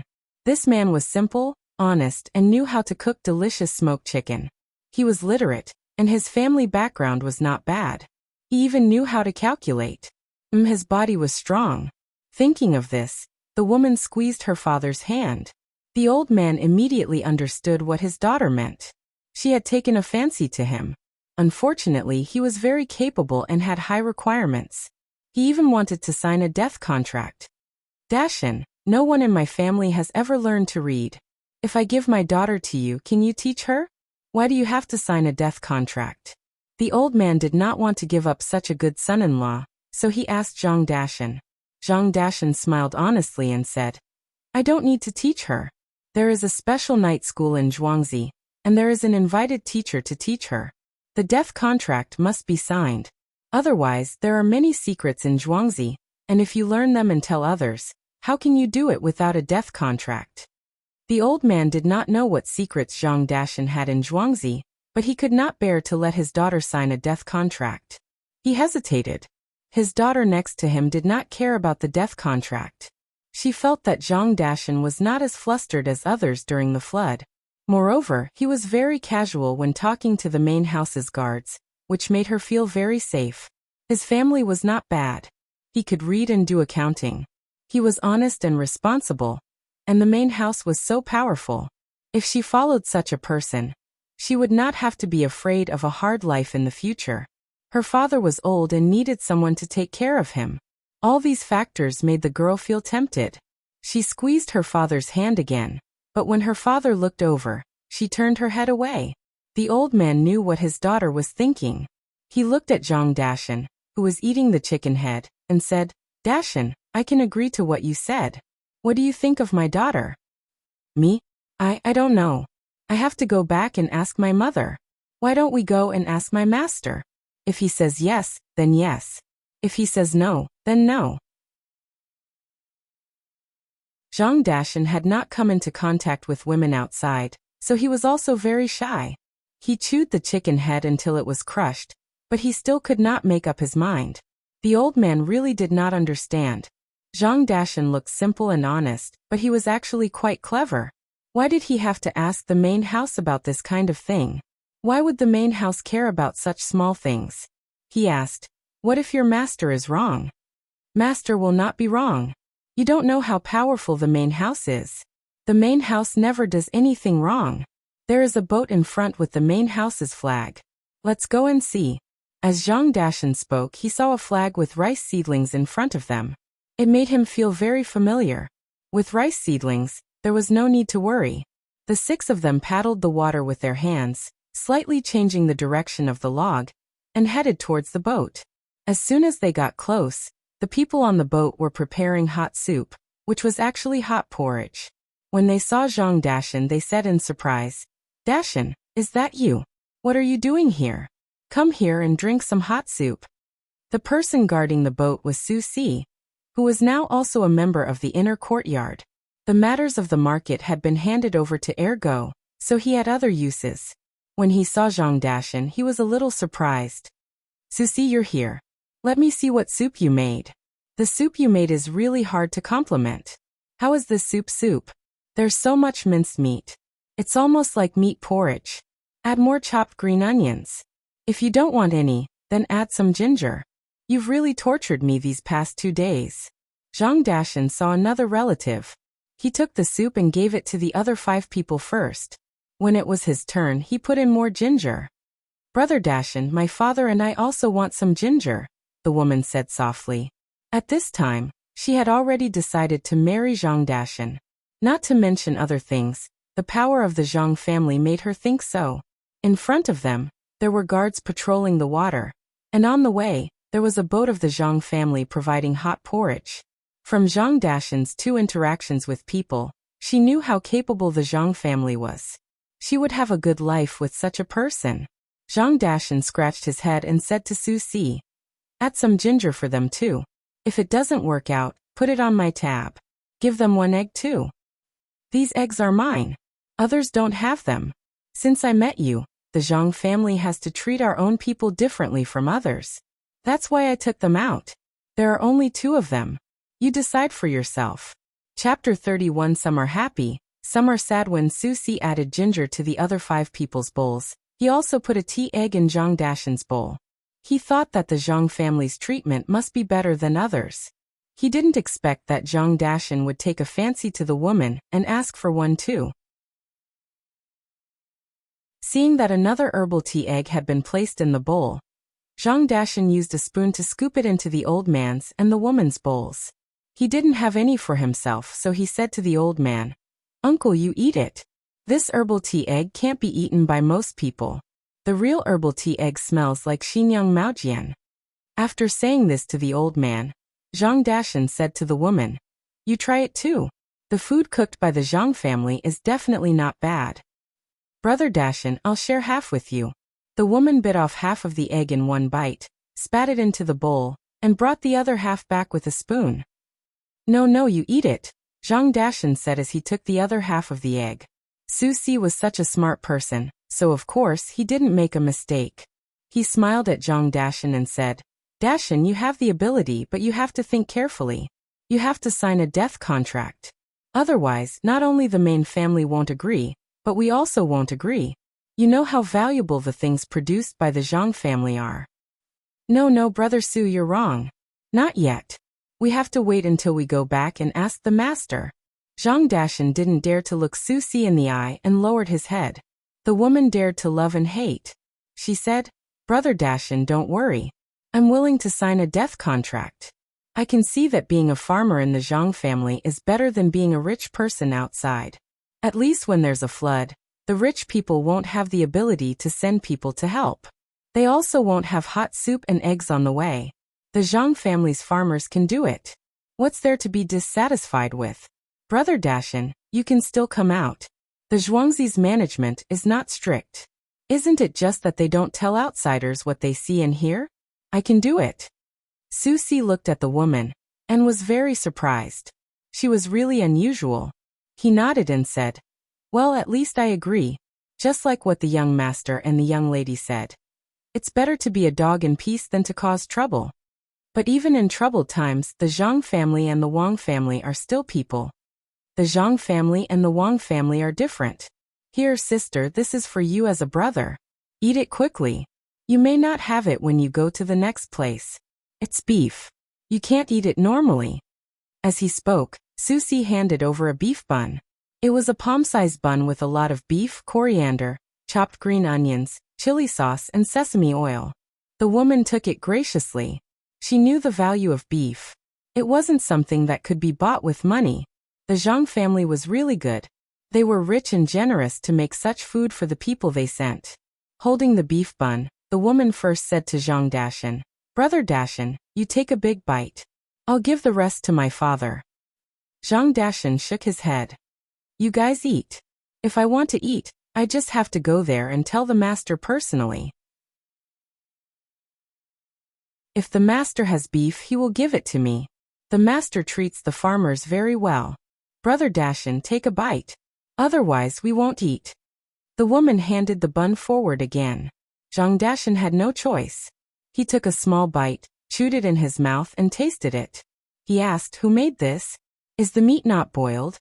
Why are you so nosy?" "Boiled? Is there so much wood?" "The young lady made it." What are you trying to say? Susie glared at him and asked. It's delicious. So it was the young lady who made it. It's good that it's not boiled. It has a special taste. It's fresh. No wonder I drooled so much. I won't be able to eat anything better in my life. Zhang Dashan immediately followed the conversation. Even if the food was hard to swallow, he wouldn't dare say no to the young lady's cooking, let alone the fact that it tasted good. The woman next to him let her father take a bite first. Then she took a small bite and tasted it. She said to Zhang Dashan, Brother Dashan, I think it's delicious. Well, it's delicious, but it's not boiled. The taste of this beef, it's really delicious. Zhang Dashan really didn't know what to say. Susie laughed and patted Zhang Dashan on the shoulder. He said, This is made by the locals. How could the young lady make such beef? If it was really made by the young lady, you won't be able to eat anything else in the future. How could the young lady forget to boil it once? Not only does the young lady know how to boil it, but she also knows how to braise it once. Drink the soup and leave quickly. Leave the bowl for me. Zhang Dashan looked at Susie gloomily. He had just tasted it and found the taste of laxative. That was why he said that the meat was not boiled. Now that he heard Susie's words, he couldn't say that it was bad. He could only say to the woman, This meat is really bad. When we get there, I'll cook it for you personally. The person who cooked it didn't put in any effort at all. Zhang Dashan's mouth was picky, but others weren't like him.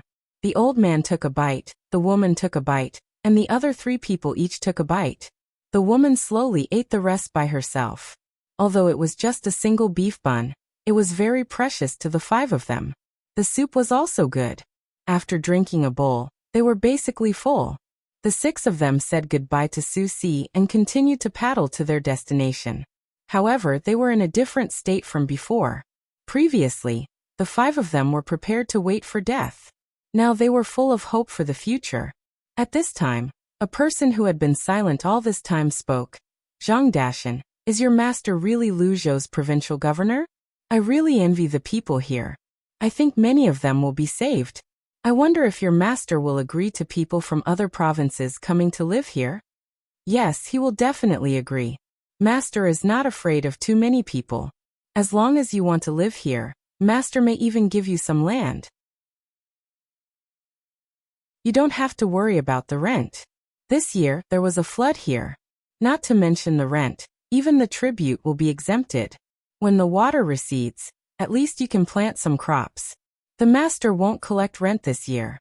If he collects rent next year, when everyone is done planting, it will be much easier. You don't have to worry about the master charging more. The Zhang family is not short of money. The master won't care about that little thing. Zhang Dashan knew the master's family very well. The more people, the better.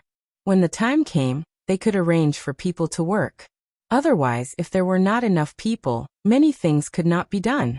The person who asked the question was relieved. He just wanted to take root in Luzhou. With such an official, his life in the future would be easy. At this time, the person who wanted to rope in Zhang Dashan also asked, Zhang Dashan, do you think your master will do some business with me after the water recedes? Zhang Dashan turned his head and looked at him. How much capital do you have? If it's too little, don't think about it.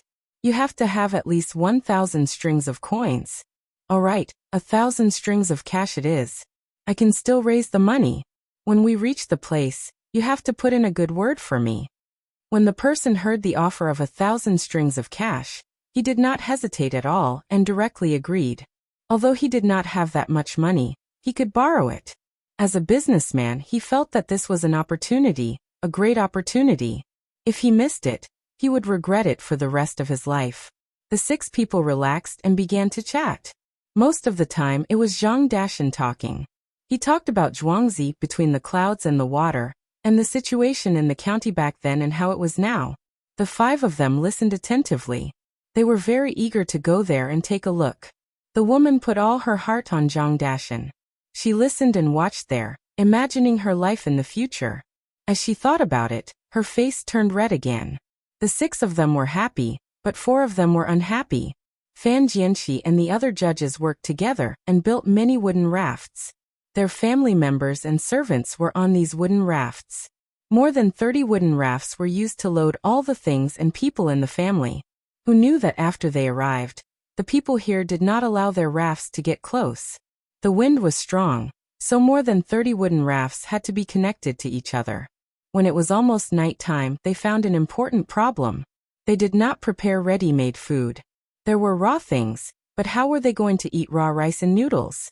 In order not to starve, Fan Jianxi personally negotiated with the people on land. In the end, they came to a conclusion. A steamed bun was 200 coins, a bowl of egg drop soup was 100 coins, 2 spoons of soy sauce was 50 coins, and 1 head was 100 coins. The price was dozens or even hundreds of times higher than usual. The 4 of them were dumbfounded. This is too expensive. How can they ask for so much money? They must be doing it on purpose. They are deliberately tricking us. Fan Jianxi stomped her feet and said to the 3 of them. The 3 of them also knew that the price was very unreasonable, but there was nothing they could do. They had already thought that Zhang Zhong was deliberately tricking them. If they went to Zhang Zhong now, it would not end well. Lu Shaoqing said with a gloomy face. Then buy more. When we have enough, we will not stay here. We will go directly to Qinzhou. With his instructions, the servants ran over to buy. When they came back, the 4 of them found that the things they bought were only enough for everyone in the 4 families to eat 1 meal. Just this meal alone cost more than 100 strings of coins. What about the next meal? Lu Shaoqing asked the servant who bought the things. In reply to Master, there is nothing for the next meal, only this meal. They said that they would wait for the price to come out before they can continue to sell. It seems that the amount of money for each meal is different. The servant respectfully replied. On purpose, they are doing it on purpose. Damn that Zhang Zhong. He must be afraid that we will leave, so he only sold us a few things. How about this? We can let the others eat less, or starve for a few meals and save up. When we get to Qinzhou, we will be fine.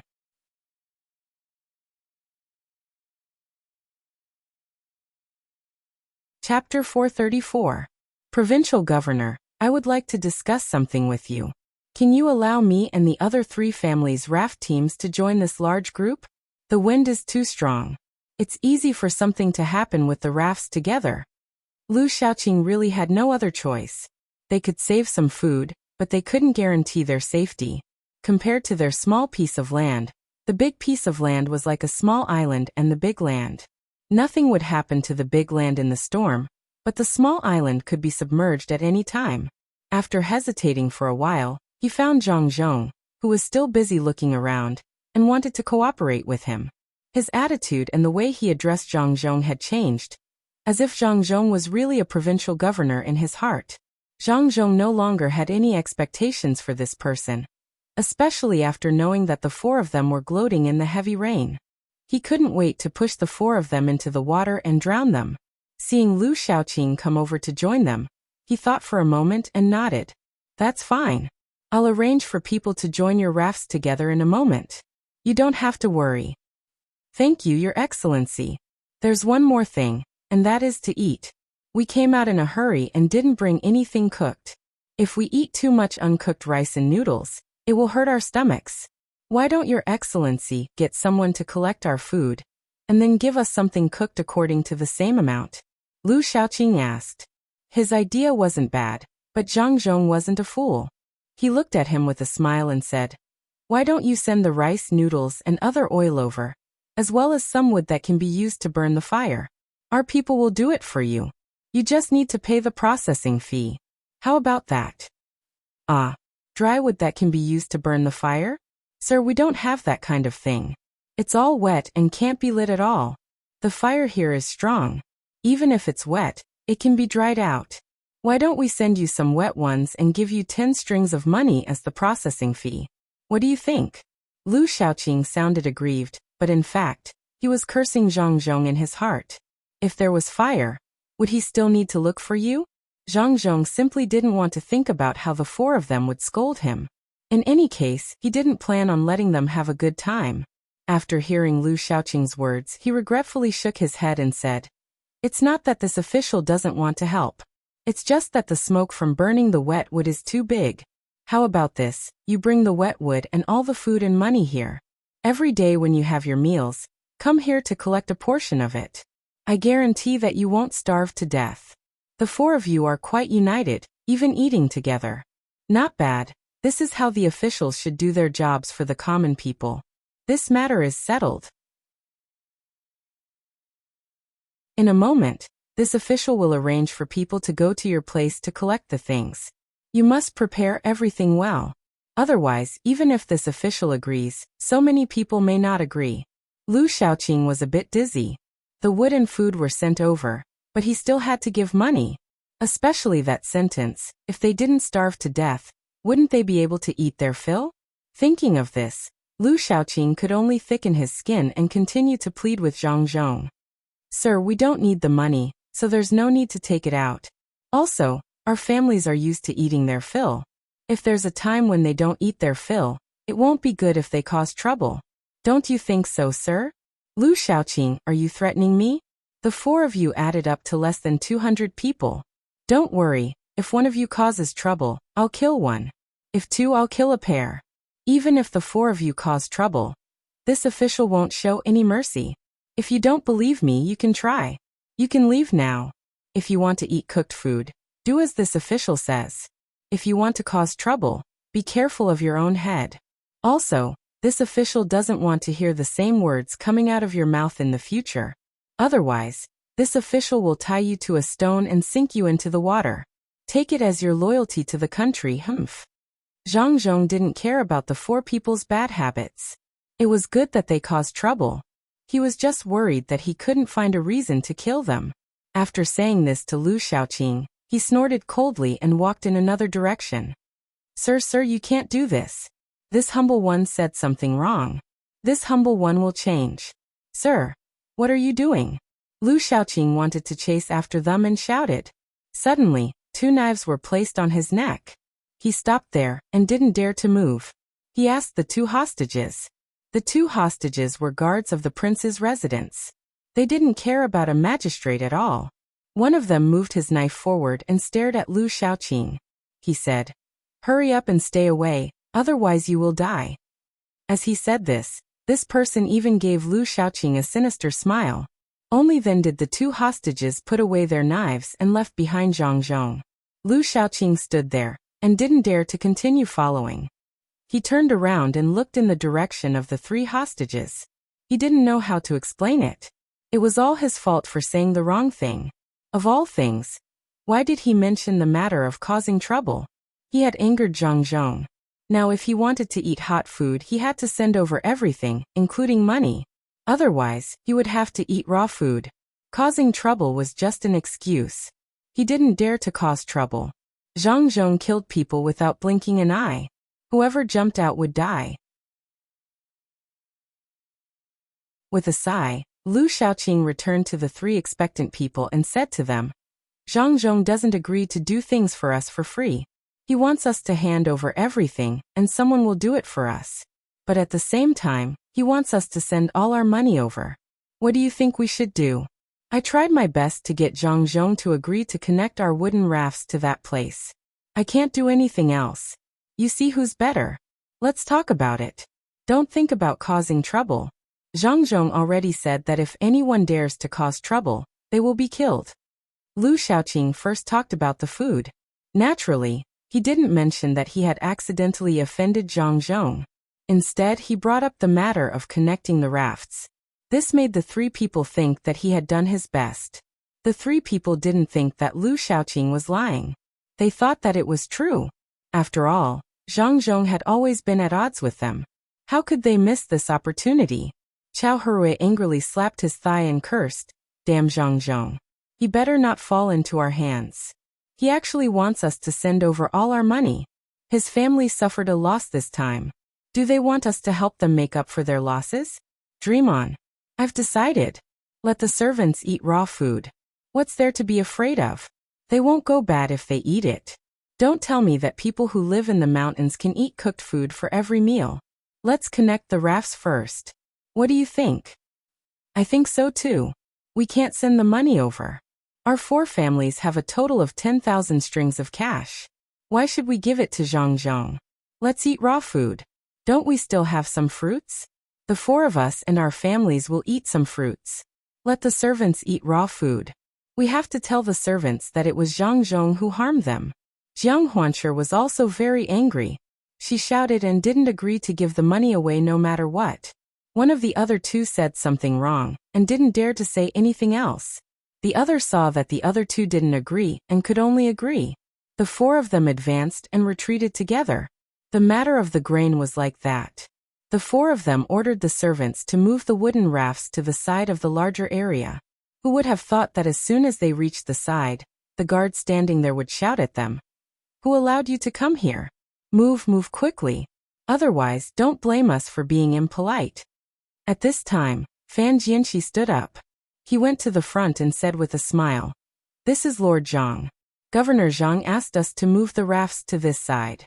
We waited for Governor Zhang's order to return them. Lord Zhang asked you to move here. He didn't ask you to move here. Follow me. There's already a place. There's no one around. It's quiet." As the guard spoke, he walked to the side of the rafts. The big rafts here also moved. As they walked, they came to the side facing the outside. There was no one on the rafts here, only some stones. In addition to the stones on the rafts, there were also stones tied to the rafts with ropes. In this way, if the waves came from the other side, they would have to pass through here first. The waves were originally big, but after passing through here, they would become much weaker. This way, the people on the rafts wouldn't have to bump very much. However, this place wasn't what the four wanted. After seeing this place, Fan Jianqi couldn't help but ask, "Why here? Isn't this just making us wait to suffer?" "No, not here. Let's go to the place we just went." The guard sneered and said to Fan Jianqi, "You said no, so we can't? Like before, you float your rafts and we float ours. Or, listen to the order and move the rafts here. Hurry up. What do you want to do? We don't have time to waste on you." "I'm going to ask, sir." "It's impossible." Lu Shaoqing didn't want to be moved by the waves at the outermost side. After saying this, he quickly ran away. After looking around, he finally found Zhang Zhong, who was talking to an old man. Zhang Zhong was already very sleepy. After saying a few words, he yawned twice and forced his eyes to stay open. The one who talked to Zhang Zhong quickly said his opinion on the weather, so that Zhang Zhong could sleep early. Sir, you have to help us. Your guard really didn't listen to the order. He actually arranged our rafts to the place closest to the sea." Lu Shaoqing found Zhang Zhong to complain. Zhang Zhong yawned again and said to Lu Shaoqing, "No one disobeyed the order. It was this official who arranged it for you. Go over there and tie your rafts securely. Then you can change those rocks to your rafts. That way you won't be at the outermost side." Chapter 33. Love sometimes is too sudden, huh? Is that so? Thank you very much, sir. This little one will do it right away. Lu Shaoqing understood this time. He lowered his head and walked back. As he walked, he cursed in a low voice, "Damn Zhang Zhong. He actually arranged for us to be at this place. If a storm really comes, won't those rocks flip over and smash our heads?" Thinking this, Lu Shaoqing also said this to the three people when he returned. The three people thought about it, but none of them agreed. After some discussion, the four people decided to move the rafts to the front of the large wooden array. If they were there, they wouldn't have to worry even if there was water rushing down from upstream. If a storm really came from behind, they would let Zhang Zhong and the commoners endure it first. The small rafts began to move forward again. Zhang Xiaobao stood beside the large wooden array and watched the rafts move. He smiled and didn't say anything. Wang Wan frowned and asked, "Xiaobao, are we just going to let them go like this? It's still raining." Zhang Xiaobao looked up at the sky and said. Wang Wan understood this time. She smiled and pulled Zhang Xiaobao over to rest. The two of them were a little tired. Even if they slept for an hour, they would recover a lot. Zhang Zhong was also tired at this time and couldn't stand. He had to find a stool to sit down and talk to others. As he talked, he fell asleep. No one next to him complained. They just felt that the adults were working too hard. When it was almost night time, Zhang Dashan and the others also came over. A thick piece of wood directly hit Lu Xiaoqing's group of more than 30 wooden rafts. Immediately, 3 of the rafts fell apart. Lu Xiaoqing stood up and scolded Zhang Dashan. Zhang Dashan didn't care about others at all. He said to Lu Xiaoqing, "Shut up first. Tell me, where is my master?" "My master is the provincial governor here. I'm here to find him." Lu Xiaoqing was stunned for a moment. Suddenly he laughed again and said to Zhang Dashan, "You're from the Zhang family? Okay, come with me. I'll take you to find the Lord." "But you broke our raft. Shouldn't you pay for it first?" "What broke it?" Zhang Dashan asked. "Of course it's this piece of wood," Lu Xiaoqing replied. "Then you go find the wood to pay for it. Don't look for us. We were also hit by a piece of wood. We were staying there fine, but the wood hit us and we came here. I'll let you clean up this piece of wood first. After you're done, I'll clean it up.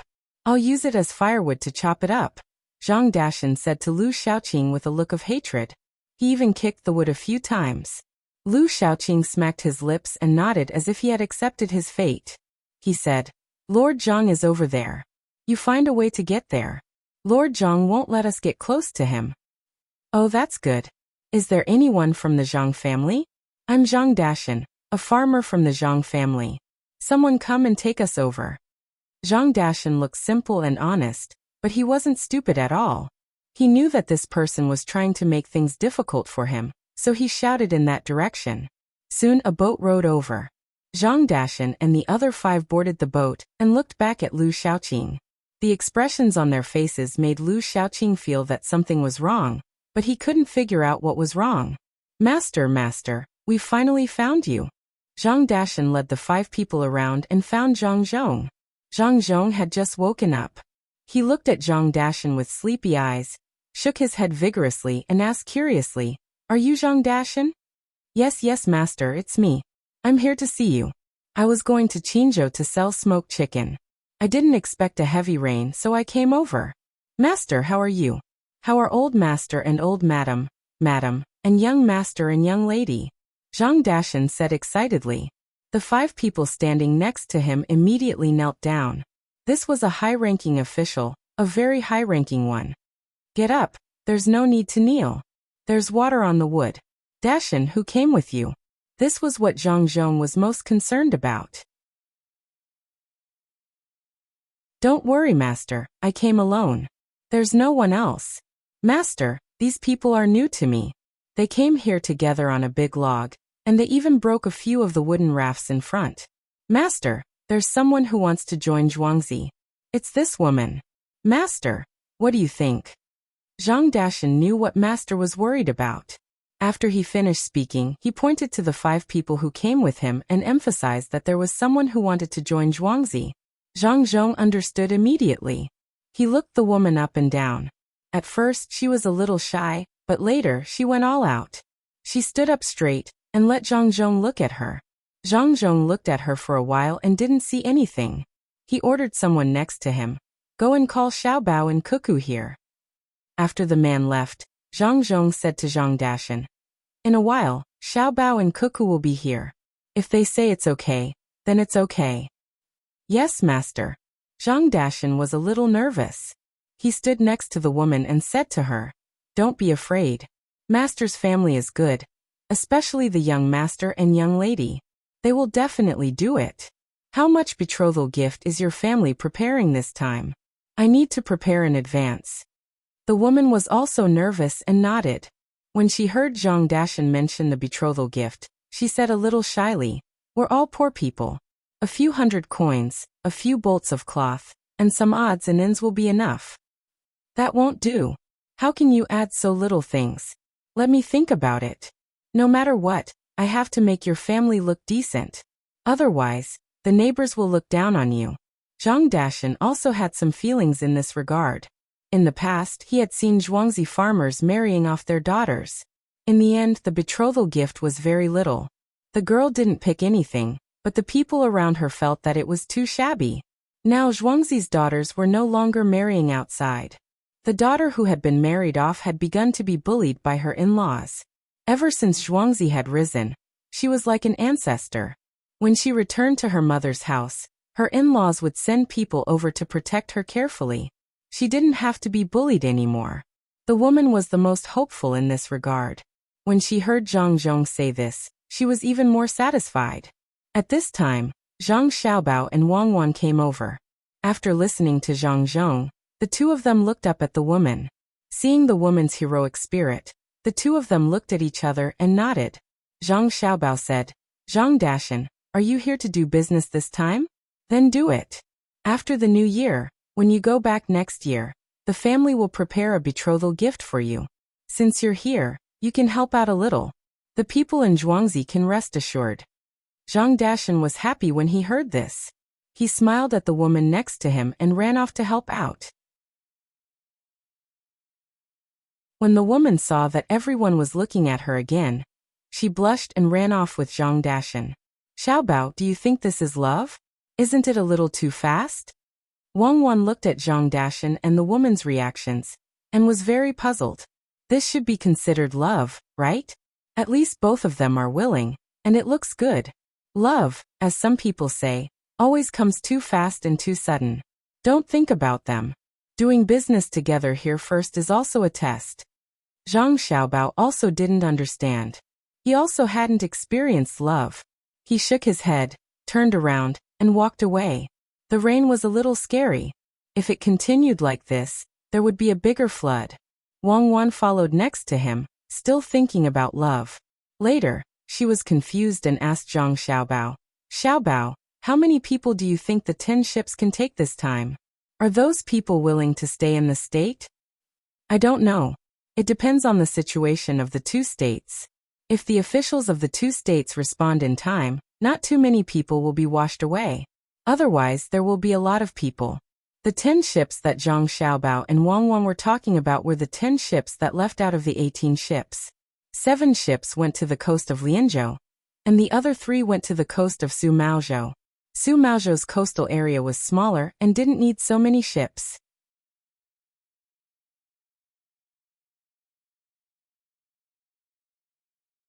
Chapter 435. The citizens of Lianzhou rejoiced as they sat in the cabin. It felt good to be alive. The people on the ship were also happy for them. They had personally rescued the people, so the rescuers were satisfied. An old man who had just been fished out of the water vomited half of his stomach. After he could speak again, he kowtowed to the people who had tied him up and fished him out. Then he asked, "Are you people from the state capital? You look like you are wearing the same clothes." "We are from the Luzhou mansion. We knew that there was going to be a flood, so we came here in advance to wait. We can't do anything inside, but we can save as many people as we can." The rescuer helped the old man up. Then, someone placed a bowl of steaming hot soup on the table in the cabin. In fact, it was the simplest egg soup. There were a few egg blossoms, a few pieces of vegetable leaves, some ginger foam and oil. That was all. However, even a soup like this was extremely precious at a time like this. Most importantly, it was hot. The old man blew on it and drank a mouthful. As he chewed on the ginger in his mouth, he asked the person who had rescued him, "How are things in your state? You sent ships to save us. Aren't you afraid of people dying?" "I don't know how it is now. When we came out, there was no flood. However, there is no need to worry. There are 8 big ships like this. Our provincial governor has made preparations in advance. I don't think many people will die." "Old man, don't you know that it is going to flood?" The rescuers explained. Actually, they were also worried. However, the order was given, so they had to leave and wait here. The old man nodded and then shook his head. He said, "Your provincial governor is good. He can think ahead. This is not good. There is no one here. I know it is going to flood, and I know the Sea Dragon King is angry. However, what can an old man like me do? I can't run even if I want to. How far can I run in a few days? What's more, it was raining heavily outside. I could only make a wooden raft in advance and move some things onto it. When the flood came, I called a few people from my neighbor's house to get on the raft. In the end, a wave came and I was knocked down. I don't know what happened to the people on the raft. Usually, I fish in the sea, and the fishing boat is used by another neighbor. In fact, the boat in this era is not as good as the raft. If I had known earlier, I would have tied myself with a rope. At that time, I was afraid that the raft would overturn, so I just sat on it. You must look carefully here, there are still people alive. As the old man said, he wiped the tears from the corners of his eyes and lowered his head to drink the soup. The one who saved people also felt very sad. At the same time, he felt very helpless. He knew that he was not good at swimming. If he could compete with the dozens of guards in the provincial governor's residence, he might be able to save more people. Seeing that the old man drank the soup, he stood up and said to the old man, "Old man, stay here first. I will continue to go out and see if there are people who don't have the strength to climb up. Old man, don't worry. As long as I can do it, I will do my best. Go. When the time comes, send people to this cabin. Even if they don't have any breath, send them to me. Maybe I can save them." The old man's face that was full of vicissitudes of life forced a smile. On Su Maozhou's side, it seemed to be the same situation. Many people were washed over, and then saved.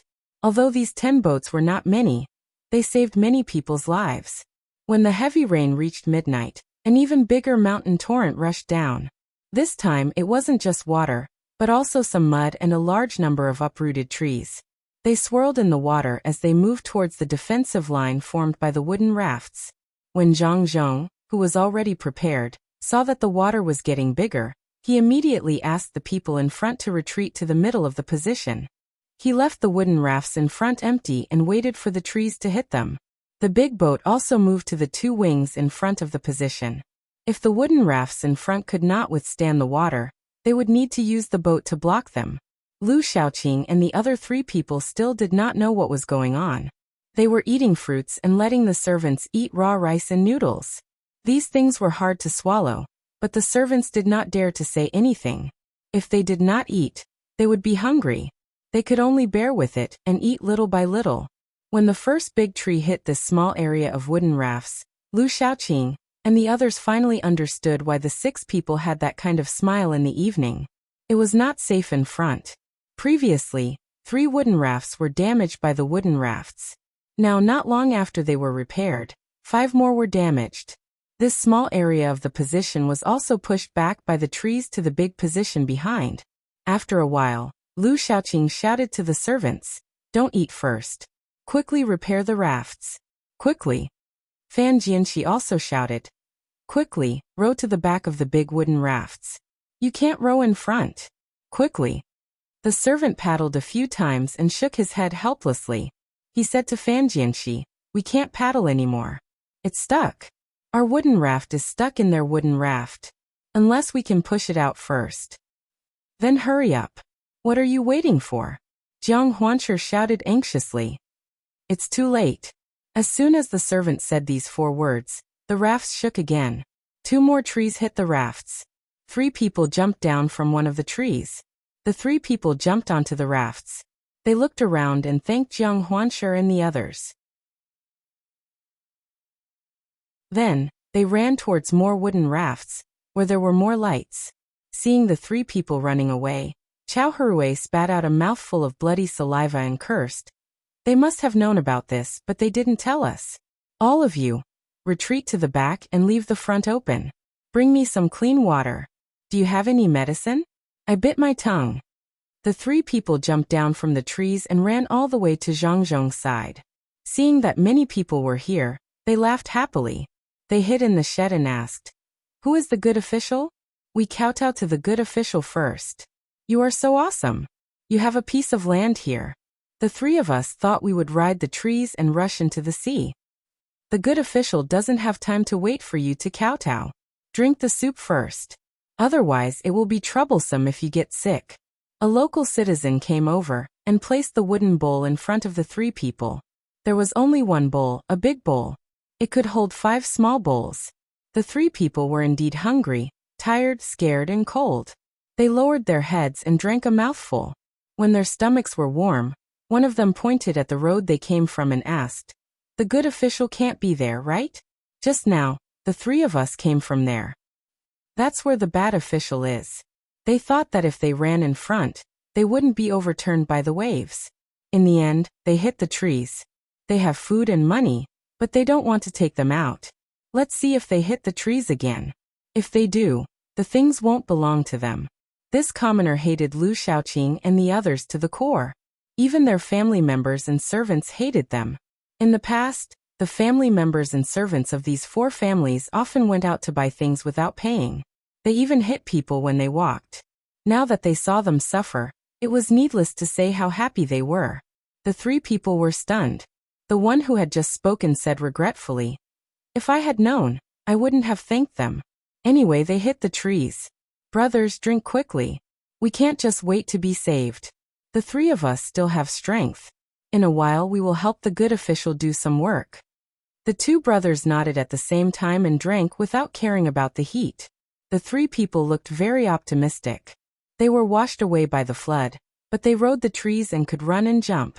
Once they had stabilized, Lu Shaoqing's side could not hold on any longer. The servants were repairing it as fast as they could, but there was a large number of people rushing down one after another, making it impossible for people to stay in the front. Occasionally, people would come down from the trees, some riding on them, some carrying them. Everyone who came up was very happy. Under the light, they looked at the land in front of them that was connected by wooden rafts and ran to the side where there were more people. Chao Hurui sat on the wooden raft and saw that there seemed to be a black shadow in front of him rushing over. He was in no mood to avoid it. After a while, he said to the 3 people next to him, "Why don't we go over too? If this continues, we will lose our lives. Why would we want money? If they want it, we will give it to them." The other 3 people didn't have the mood to care about money. They had wanted to go for a long time, but they were afraid of losing face. Since someone suggested it, it was easy to talk about. Lu Shaoqing gritted his teeth and said, "Then let's go and discuss with Zhang Zhong.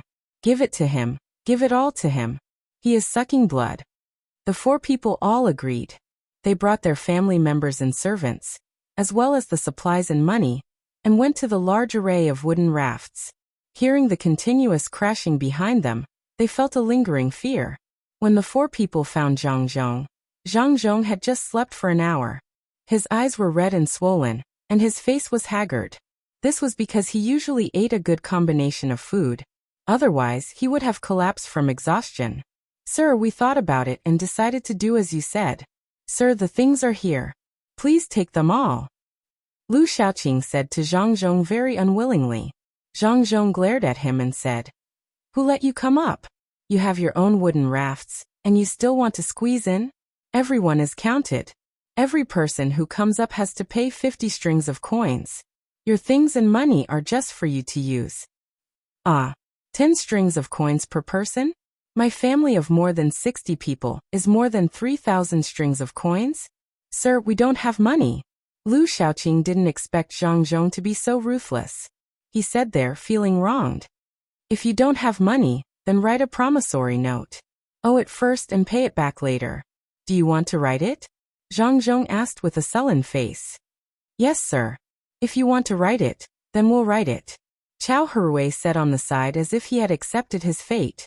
Owing money was better than being kicked out. Staying alive was more important. The other 3 people didn't want to resist. They followed Zhang Zhong to a shed. Someone had already prepared the ink, pen and paper, waiting for them to write. The 4 people's hearts were bleeding. Their hands trembled as they wrote the promissory note. After writing it, Chao Hurui asked Zhang Zhong, "Sir, the things are here. Can we eat?"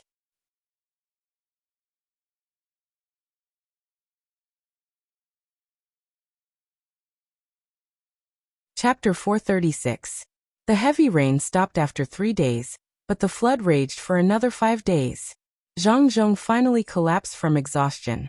Fortunately, there was no life-threatening situation. He lay there snoring, and no one would disturb him. Everyone looked at Zhang Zhong with special expressions. Zhang Xiaobao and Wang Wen had also lost weight. The 2 of them had just woken up and were eating and drinking. They put the roasted meat into their mouths and chewed. There was also wine beside them, which they would occasionally take small sips of. There were now more than 20,000 people living on this piece of land made up of wooden rafts. Other than the people from their own province, there were also people from other provinces who had rushed over, as well as the mountain residents. The mountain residents were not so xenophobic now. They knew who had saved them, so they helped out a little these days. The sun came out, and the dark clouds finally dispersed. When the first ray of sunlight shone down, some of the people who had lost their loved ones cried softly, some were silent, and some were sitting there looking at the surrounding scenery in a daze. Zhang Xiaobao and Wang Wan were full. They stood on the wooden raft and looked up at the sun. Zhang Xiaobao shouted, "We made it through. When the water recedes, we will begin to build our new home. The Zhang family will pay for it. Those who are willing to stay can get a piece of land here." With his shout, the local people were happy. Those who had been saved temporarily put down their grief. After all, they were still alive, so they could not beg others to give them happiness. After the flood passed, there was still a new life. Most people were willing to stay. Some people even wanted to go home and see if there was anyone. If there was, they would come here. If there was no one, they would pack up their things and come back. At this time, the mountain residents did not know how to choose. They did not speak the language here, and there were only a few people in each tribe who could speak the local language. Seeing that the people here were preparing to rebuild, and thinking about the days on the mountain, some mountain residents also wanted to stay, but they were afraid that the people here would not agree. According to the tribe, these mountain people gathered together and began to discuss. In the past few days, they already knew that the mountain people who went down the mountain for the first time would receive a lot of things. After some discussion, someone who was good at talking found Zhang Zhong. Zhang Zhong was still asleep when he was woken up by the mountain people. He rubbed his eyes and looked puzzled. "My lord, we're going to stay behind. We'll also send people to look for those who haven't been washed down the mountain. Will my lord go back on his word and give us those things? Also, we don't know how to farm. Can you send someone to teach us?" The mountain man asked Zhang Zhong. Zhang Zhong came to his senses. When he heard that the mountain man was willing to leave the mountain, he nodded. "Of course. But I can't give you those now. Wait for them to be delivered from elsewhere. As you can see, there's nothing left here. Everyone, hold on a little longer. Don't worry about farming. This province has a lot of empty land. Not only will I send people to teach you how to farm, I'll also teach you how to speak the local language and recognize the words here. You don't have to pay any rent this year, so just live a good life here." "Thank you, my lord. I'll go talk to them now. It's fine if they give us fewer things first. As long as we can eat, we won't ask for so much. My lord, can you really teach us how to read and write? Others look down on us." The mountain people were very happy. "You're not mountain people, you're all citizens under my rule. Go and talk to them quickly. It'll be fine when the time comes. At this time next year, I guarantee that you'll all have new houses to live in, new clothes to wear, and meat to eat every day. 1 year. Just give me 1 year, and I'll be able to do it." Zhang Zhong promised. He had the confidence that others couldn't do it. If his family wanted the money and goods, it would be very easy for them to build a new place. The mountain people happily left and returned to their tribe to tell others. The other mountain people also came over one after another. Zhang Zhong repeated what he had just said and answered each and every one of them correctly. Only then did he eat the food that was brought over. It was very simple. It was braised pork with rice and some salted vegetables. Zhang Zhong ate very happily. He had solved a big problem. He then looked at the higher ground and saw the traces left behind by the receding water. He said to the people beside him, "Now there's fertility. Let's first plant the rice that my family brought and see how it grows here. Then we'll plant the white fold seeds. As long as the white fold seeds grow, we won't have to worry about money anymore." Master is right. The things made from the white fold seeds will definitely be bought by people who are willing to pay a high price. The rarer something is, the more valuable it is. Also, the sea fish here can be made into salted fish and shipped over by ship. We can sell them for a good price. Not only can we eat the fish, but we can also use it as salt. Zhang Zhong and the people around him echoed. They were full of yearning for the future of this place. They had settled down and were only waiting for the water to recede. When the time came, they could start the construction. The surrounding provinces were not in such a good mood. One by one, The provincial governors wrote down the disaster that had happened to their province and sent a memorial to ask for forgiveness. The military couriers and horses were fast. It wouldn't take too long for the documents to be sent back. Whether they lived or died would depend on the emperor's decision. Zhang Zhong also wrote a memorial, but he didn't ask for forgiveness. He didn't think that he was guilty. He had just arrived and didn't have time to do anything before the flood came. If he was given half a year, he would definitely be able to fix the irrigation works. He only wrote down the disaster situation here.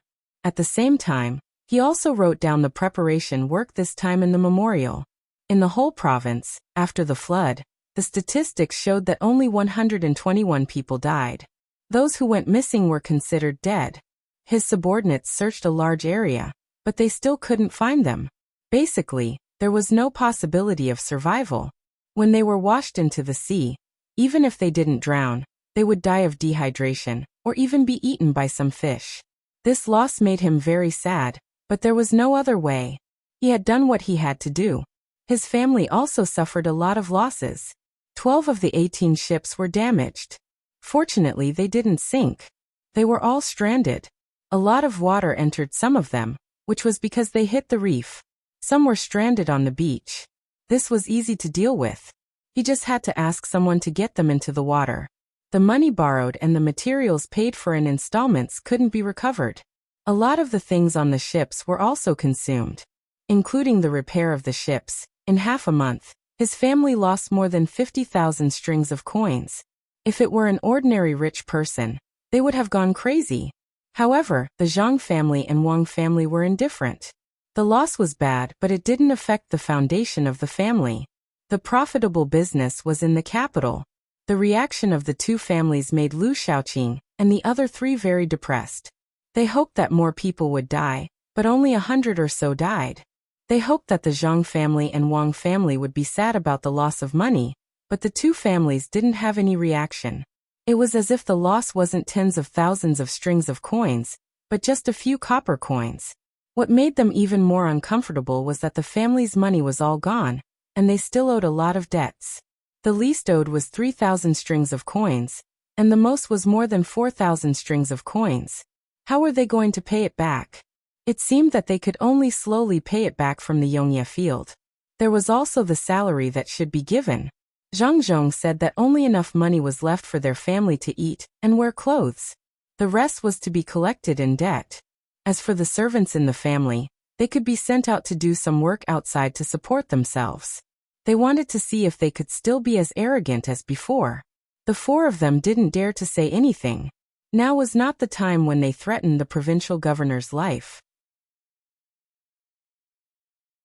Now that their lives were in danger, no matter what Zhang Zhong said, they nodded and agreed.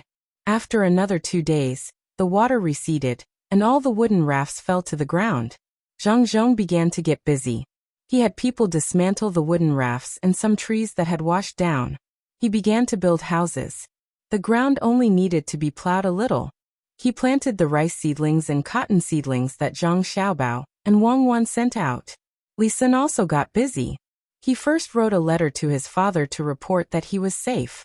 He also sent 150 guards to help, leaving only 50 people to be responsible for the safety of Zhang family and his family. After a few days of work, the second batch of 10 ships sent out from the capital arrived. When they arrived, they didn't know about the situation here. They didn't carry any food. They only carried some handmade products, cloth, and some frozen mutton.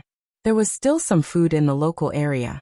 The ships that could move had already sailed along the sea to Zhujiang and Hangzhou, preparing to buy food there. The mutton from the new ships became good food here. The handmade products could also be used, and the cloth could be used to build tents.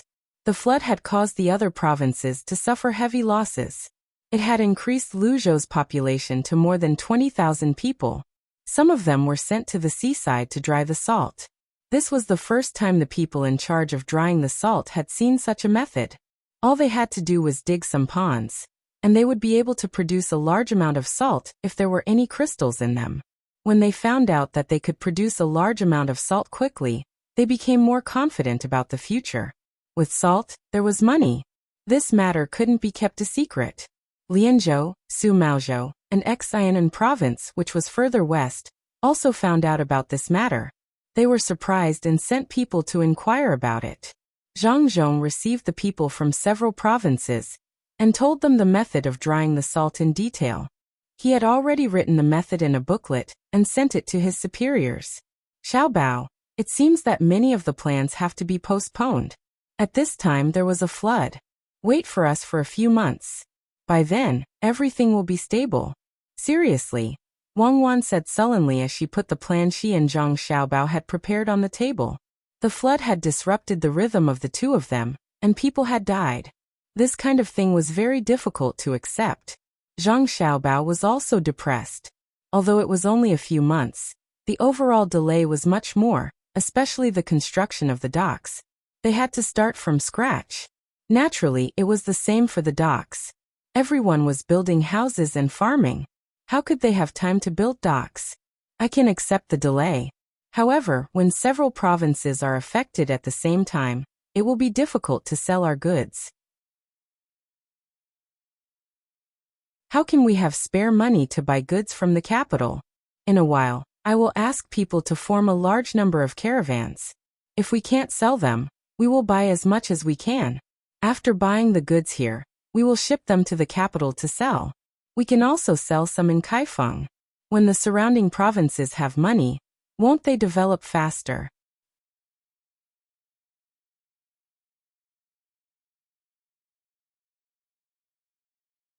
Chapter 437. Spreading the news between the clouds and the water, free. Once Zhang Xiaobao made up his mind, the Zhang family's money was spent like flowing water.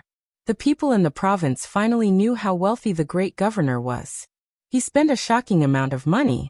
He bought marine products and local specialties from the mountains from their own province, bought them from other provinces, and had the other provinces form their own caravans to send the goods over.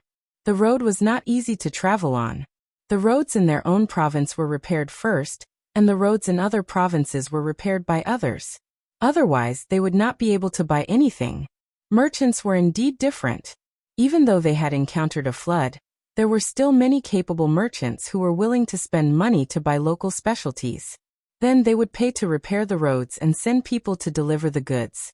The Zhang family spent thousands of strings of coins every day. They spent a month, but nothing happened to the Zhang family. The new fleet transported 30,000 strings of coins. Together with the original fleet, they could still spend another month and a half. Countless people were shocked. Countless merchants who came over were jealous.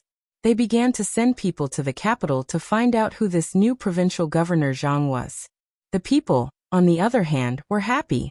They could fish in the sea and sell their goods. They were paid for their work, and they could use the money to buy the goods unloaded from the ships. The main reason was that the people were not worried that the great governor would be greedy and increase their taxes. With the great governor's wealth, he would not care about the small amount of taxes they paid. More than 20,000 people were tied into a rope. They had fought side by side in the flood, and now, they were building together. No one was lazy. Each of them exerted all their strength, hoping to see a new Lu Zhou. Zhang Xiaobao and Wang Wan began to get busy again. Every day, data was sent to them from various places. Wang Wan was in charge of the manpower while Zhang Xiaobao was in charge of the accounts. Then, the two of them combined the new plans and details and sent them to Zhang Zhong. Then, Zhang Zhong would issue orders one after another. No one questioned Zhang Zhong's orders, and every plan was firmly carried out. Everyone was united in building their new home. Such a situation was rare elsewhere, but miraculously, it happened in Luzhou. The people in the surrounding provinces who were also affected by the disaster were envious and jealous. They did not have many talents. The disasters in other provinces were not as light as Luzhou's. Moreover, they had made preparations in advance. There was a loss of population. In some provinces, even the county magistrate and the others had drowned. Most of Luzhou's people were still around. There were also those from the inner court who learned from the Zhang family and the Wang family. Although there were too many of them, it was not a problem for each of them to command hundreds of people to complete a project. Under such circumstances, Luzhou's construction progress changed day by day. Every 3 days, Zhang Zhong would write a report on the construction progress in the province according to his son's instructions, and submit it to the military station. It kept the military station very busy. Between the clouds and the water, Sanshui County. In the pavilion in the water, 2 people were sitting opposite each other, drinking tea. There were a few letters on the table. The old man was reading a letter in his hand. Lu Jiro slowly drank her tea. After the old man finished reading the letter, she said to the old man, "Brother Zhang, you've been reading the letter for a long time. Old minister, what do you think? Do you see it? This is the ability of the Zhang family." So many provinces were affected together, but Lu Zhou was the one who suffered the most. All the water flowed to him. What's the result? In the end, only 100 or so of them died. He had just arrived at that place and didn't even have the time to do anything when he encountered such a huge disaster. If it were someone else, Lu Zhou would have to go to 9 out of 10 households. It seems like it was the right decision to send him there.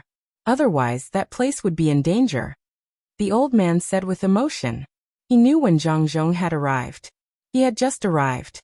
In just a few days, the government affairs had not been sorted out yet, and a great disaster had fallen on his head. However, it was such an unbelievable young provincial governor, who had withstood the sudden great disaster, and reduced the losses to a minimum. Lu Jiro had the same idea. She patted the letter and said, "Amazing. The emperor is very happy. He said that Zhang Zhong can be in charge of a province, so he has no worries." However, LV Yinzhua was angry. He didn't know that Zhang Zhong wanted to go there himself. He thought it was him who sent him there. He didn't expect that not only did Zhang Zhong not suffer any losses there, but he also shocked the whole court. Many people asked the emperor to transfer Zhang Zhong back, saying that it was a pity to leave him there, and that Zhang Zhong should be given a higher official position. Fortunately, the emperor knew the Zhang family's thoughts. He didn't listen to them. Instead, he said that only Zhang Zhong could build that place, and he would talk about it later. So he suppressed the matter of transferring him back. Haha, what do you think? Do you miss those 2 kids? Hearing Lu Jiro's words, the old man was also happy. He didn't expect that the expert behind the Zhang family was so powerful. He nodded and said, "Yes, the 2 kids wrote me a letter a few days ago, asking me to take care of myself and wait for Lu Zhou to finish the construction.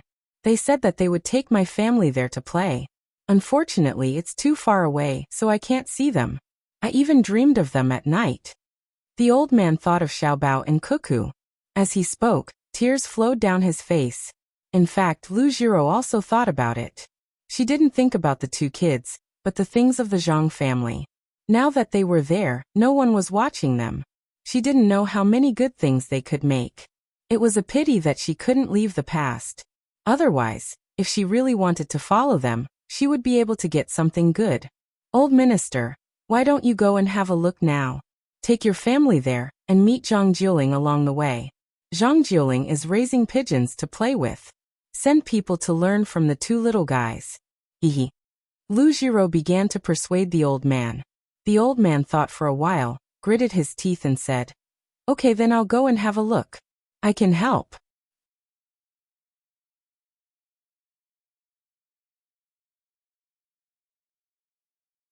Chapter 438. "Cici, I ask you, why are you so blue?" The sea answers with a smile. "I hold the blue sky in my arms. Xiaobao, we have to have a heart like the sea. We have to understand tolerance and forgiveness. I don't know if Huzi has forgotten that today is the day we collect money from Lu Xiaoqing and the others. We collect every half a month. They don't have anything to do usually, so they help copy books and do some embroidery for their families. Slowly they pay back the money." Wang Wan stood on the boat, moving up and down with the waves. She opened her arms, looking for feelings like the sea. Zhang Xiaobao nodded in agreement. He also felt that his heart had broadened, like the sea, like the blue sky, letting the seagulls fly freely. When he heard Wang Wan's last words, he said, "The 4 of them actually signed a death contract with their servants. You don't say, when there are so many of them, they can do some small business together. This is the 4th time they've paid back their debt, right? Last time, Lu Shaoqing's family paid back 30 strings of cash. That's quite a lot. I reckon that his family can keep some for themselves and wait until they feel that it's about time to pay back the money. According to this, it should be about a few years. There's also the salary and the Yongye field. The rice we brought here is growing well, and the output should be higher than the original one here. The sunshine here is long, and our seed species grows slowly. It's estimated that the local species can only grow 3 times a year, but we can only grow 2 times a year. I don't know if this species can adapt. The taste of the rice is better, and the price is higher. The 4 of them have also planted it in their fields. What should we do? Zhang Xiaobao was worried. He knew that the 4 of them had done a lot of bad things, but he couldn't find any evidence. Zhang Xiaobao really wanted to use the original method. As long as he believed that the person had committed a crime, and the person himself knew it, then he would convict him. However, if he did so, it would gradually breed a kind of desire when judging people, and it would be easy for him to lose himself. He and Wang Wan didn't want to do that. They wanted to enjoy life, and not always struggle in the struggle for power. Therefore, when they couldn't find any evidence, the 2 of them adopted a method to collect debts. They wanted to let the 4 people who had once caused harm to the local people and their families have a taste of the feeling of not being able to live in peace. Wang Wan was also clear on this matter. If this continued, the 4 of them would be able to pay off their debt in a few years. Then they could continue to be carefree. She thought about it and said, "This won't do. We have to think of a way." Dahai should have many ideas in his mind, such as strong winds, torrential rain, and tsunamis. All right, let's not talk about how vile the sea is. I was too busy back then, and actually forgot to write down the interest rate when I was writing down the agreement. If I had written down the interest rate, it would have been 90% to 13%. Month by month, the interest would have accumulated and they would never be able to pay it back in their lifetime. Let's not think about it for now and slowly pay it back. Let's fish. Zhang Xiaobao put the bait on the fishing rod and threw it into the water, letting the boat float on the sea. Wang Wan used the clairvoyance to look at the scenery in the sea again. She also wanted to see if there were any strange fish jumping out of the sea at this time. While looking, Wang Wan suddenly said to Zhang Xiaobao, "Xiaobao, let's go back quickly. Next time, get someone to bring a bigger boat. Each of us has an oar. Quickly row." Wang Wan sat next to Zhang Xiaobao, grabbed the oar, and started rowing with all her might. Zhang Xiaobao didn't care about the fishing rod and followed suit. Fortunately, it's not far from the shore. Otherwise, it would be a contribution to the marine life. The 2 of them rowed to a place in shallow water and breathed a sigh of relief at the same time. There was a shark that turned around and went back. "Damn shark. Tomorrow, get someone to catch 2 more. Keep the shark fins. We'll eat the meat first. The shark skin can be eaten too. Don't swimmers wear imitation shark skin clothes? Let's do it for real. The bones are delicious too. In short, the whole body is good stuff, especially good seasonings. It can even be used to make decorations," Zhang Xiaobao said with lingering fear. He didn't think that he and Wang Wan could deal with a shark in the sea with only a fishing rod. If they were really caught, only one of them could escape. Looking at the shark leisurely moving away, he was angry and scared. Wang Wan was also very angry. She didn't care about protection anymore and said, "We must kill more. Prepare 2 sets of clothes for each member of our Team 0. We're not an animal protection association. There are so many sharks. Why don't we kill them? Also, get a big boat to kill whales in the future. With our technology, we won't be able to kill enough even if we kill for 10,000 years. Sea creatures are all treasures. It would be a pity if we don't get some. Forget about dolphins, I can't do that. But we can think of a way to raise some in our bay. Do you know how to do that?" "No, this knowledge is too profound, but we can give it a try. For example, we can find someone to play the piano in the bay, forbid fishing in the bay, and make some fun balls that can float on the water. Maybe we can attract dolphins. Who knows?" Zhang Xiaobao also had a good impression of dolphins. He used to let people raise them at home. Now that he was here, he also wanted to make a big pond and connect it to the sea to attract dolphins. Just like the swallows at home, After the dolphins were familiar, they would swim over to take a look when they had nothing to do. They would play with people for a while and eat some small fish. Wang Wan shook her head regretfully. She also didn't know how to do it. She could only try according to Zhang Xiaobao's words. She didn't know whether it would succeed or not. But when she thought that people here also knew how to catch dolphins, she suggested, "When we go back, let your father make an announcement that dolphins are not to be caught anymore." "Okay, that's easy. The locals are more obedient. Whatever my father says is what it is. Let's go home and do something." Zhang Xiaobao didn't want to take any more risks. Not only for himself, but also for his family. If something happened to him and Wang Wan, what would happen to the two families? "What are you going to do?" Wang Wan jumped off the boat. Naturally, there were people in charge of setting up the boat. She asked curiously, "You will know when we go back. It's about making money. It's very profitable." Zhang Xiaobao said happily and walked to the car waiting for the two people in front. Selling cakes. Who wants to buy cakes? Selling them at a cheap price. There was a marketplace beside the road that had just been repaired in the state capital. 4 or 5 people were standing there. They were using wooden hammers to hit the cooked glutinous rice back and forth, while shouting to the people passing by. "How much?" A little boy and a little girl were attracted when they passed by. Looking at the cakes with bean flour, they were a little greedy. The little boy touched the 2 copper coins that he had just earned and raised his head to ask, "2 copper coins for 3. The seller stretched out 2 fingers and then changed it to 3. He gestured with his fingers. "What is this? It's too expensive. I don't want to buy it. 2 copper coins can buy 2 big sugar figurines." Without waiting for the boy to speak, the girl pulled the boy to another place. 1 copper coin for 2. The seller helplessly lowered the price. The girl stopped and pulled the boy back. Looking at the cakes, she said to the seller, "Give us more bean flour, or we won't buy it. We will buy 2. If you don't want to buy, then get out of here." The seller finally couldn't bear it and shouted at the girl. The girl wasn't afraid at all. She pointed at the seller and said, "Are you trying to scare me? I know who you are. You are Lu Shaoqing's servants. I will go to the government office to report you. Now is not the time for Lu Shaoqing to be arrogant. Come, let's go to the government office." The girl pulled the boy and walked away. The seller was shocked and quickly ran to stop them. "Let's talk nicely. 1 copper coin for 3. Give more face to the bean, okay? We don't have money. We want to eat more. 2 each." The girl was insatiable. The seller pulled a long face and said, "Aren't you bullying me? Why don't you pay for things?" "Yes, who doesn't pay for things? My family used to have a bun shop. You went there a few times, but did you pay? It's not enough for you to eat, and you want to take a whole tray with you. Are you going to give it to me?"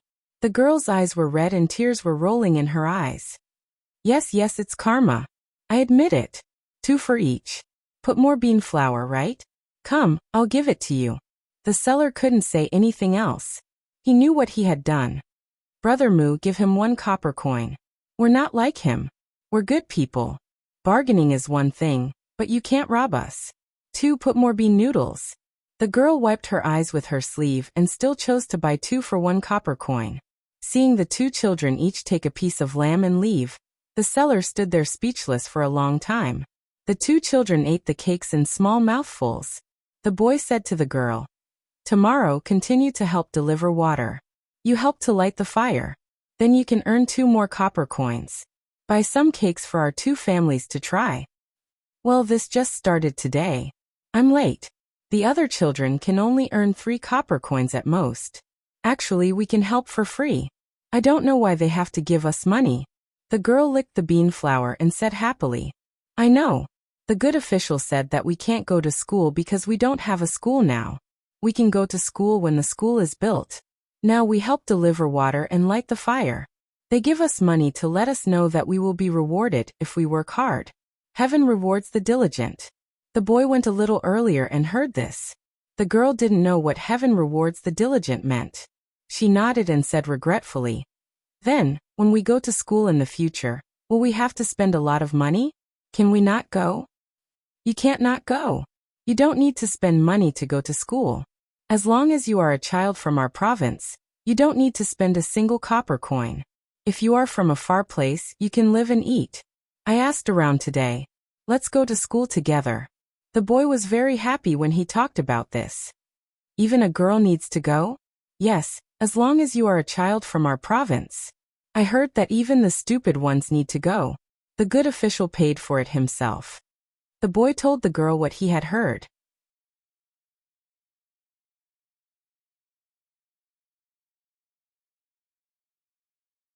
Chapter 439. When night fell, a bright moon rose from the sea. Some people fell asleep while others were still working with torches.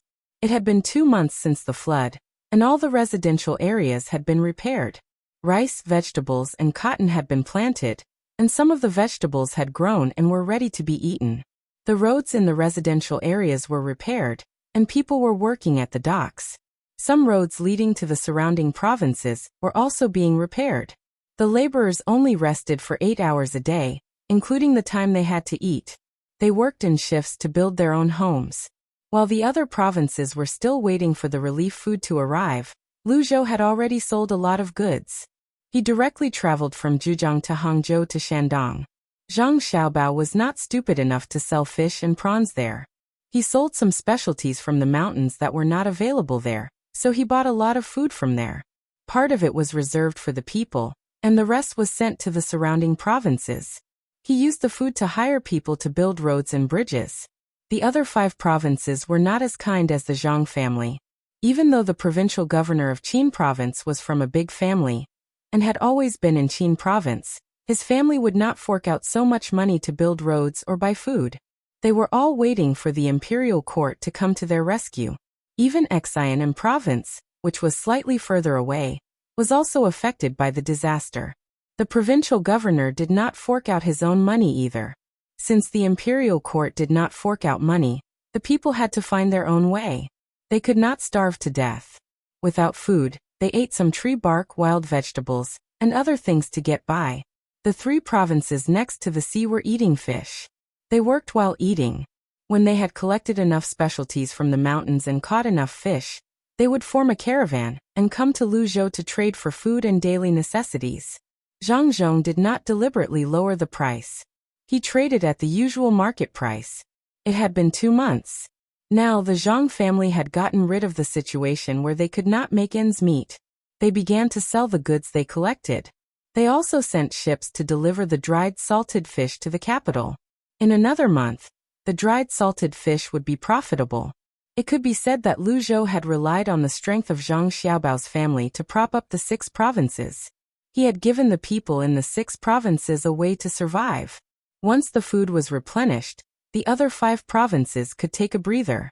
For a time, Zhang Zhong's reputation was second to none in the 6 prefectures. Almost every family had set up a longevity shrine for him. The people of the 5 prefectures had recovered slightly and were able to eat their fill. The mountain products, fish that were salvaged, and the tributes that were offered increased. Only then did the merchants outside and the local merchants begin to purchase them. They offered the same price as Zhang Zhong. They had considered the cost of transportation and thought the people would sell the goods to them. However, the people had already approved of Luzhou's deal. When they had the goods, they formed a caravan and came to trade with the Zhang family. Zhang Xiaobao checked the accounts. Then he looked at Wang Wan and said, "This is great. The 6 provinces are affected by the disaster. All the taxes this year are waived. The provincial capitals can't collect the goods at all. The people are working harder than before, and the goods are flowing to our province. All the good goods here will be stopped from now on. Now the price of goods in the capital and other places should be doubled. The east of Lingnan Circuit is Guangzhou.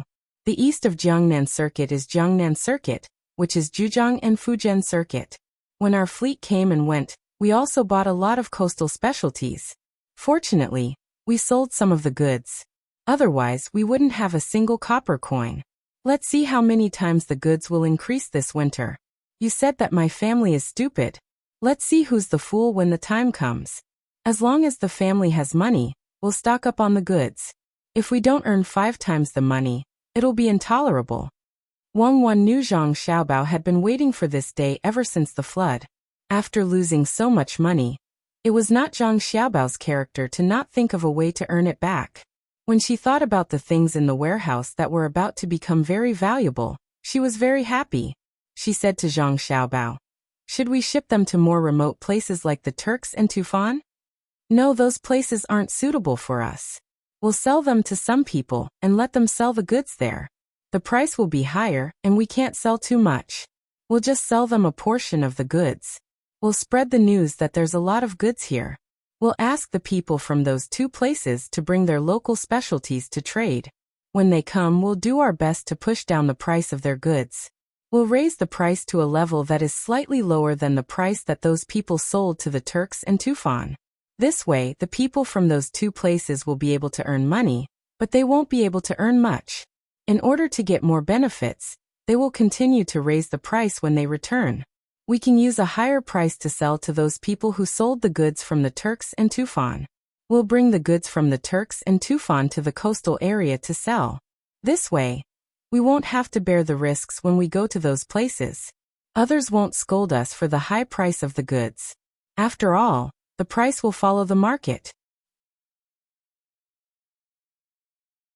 Zhang Xiaobao explained the plan as if he was talking about a tongue twister. Wang Wan was not stupid. She understood. It was to use a small amount of precious goods to increase their own value. It would give people the impression that the goods they sold would follow the market price, but in reality, it was them who pushed the price up. When others were risking their lives to sell back and forth, the ones who earned the most were the suppliers and not the middlemen. They used the selling price in other places to increase the price of the local goods, especially when there were many tribes competing with each other. This reminded Wang Wan of the time when they bought iron mines in China. Zhang Xiaobao knew that such a thing would happen. Therefore, he gathered all the goods in Zhuangzi and negotiated with the merchants outside at the same price. The reason was that it was a transaction. If they weren't willing to do it, then forget it. They could just look for merchants themselves. Wang Wan felt that this method was indeed good. Just as she was about to say something else, she suddenly reacted.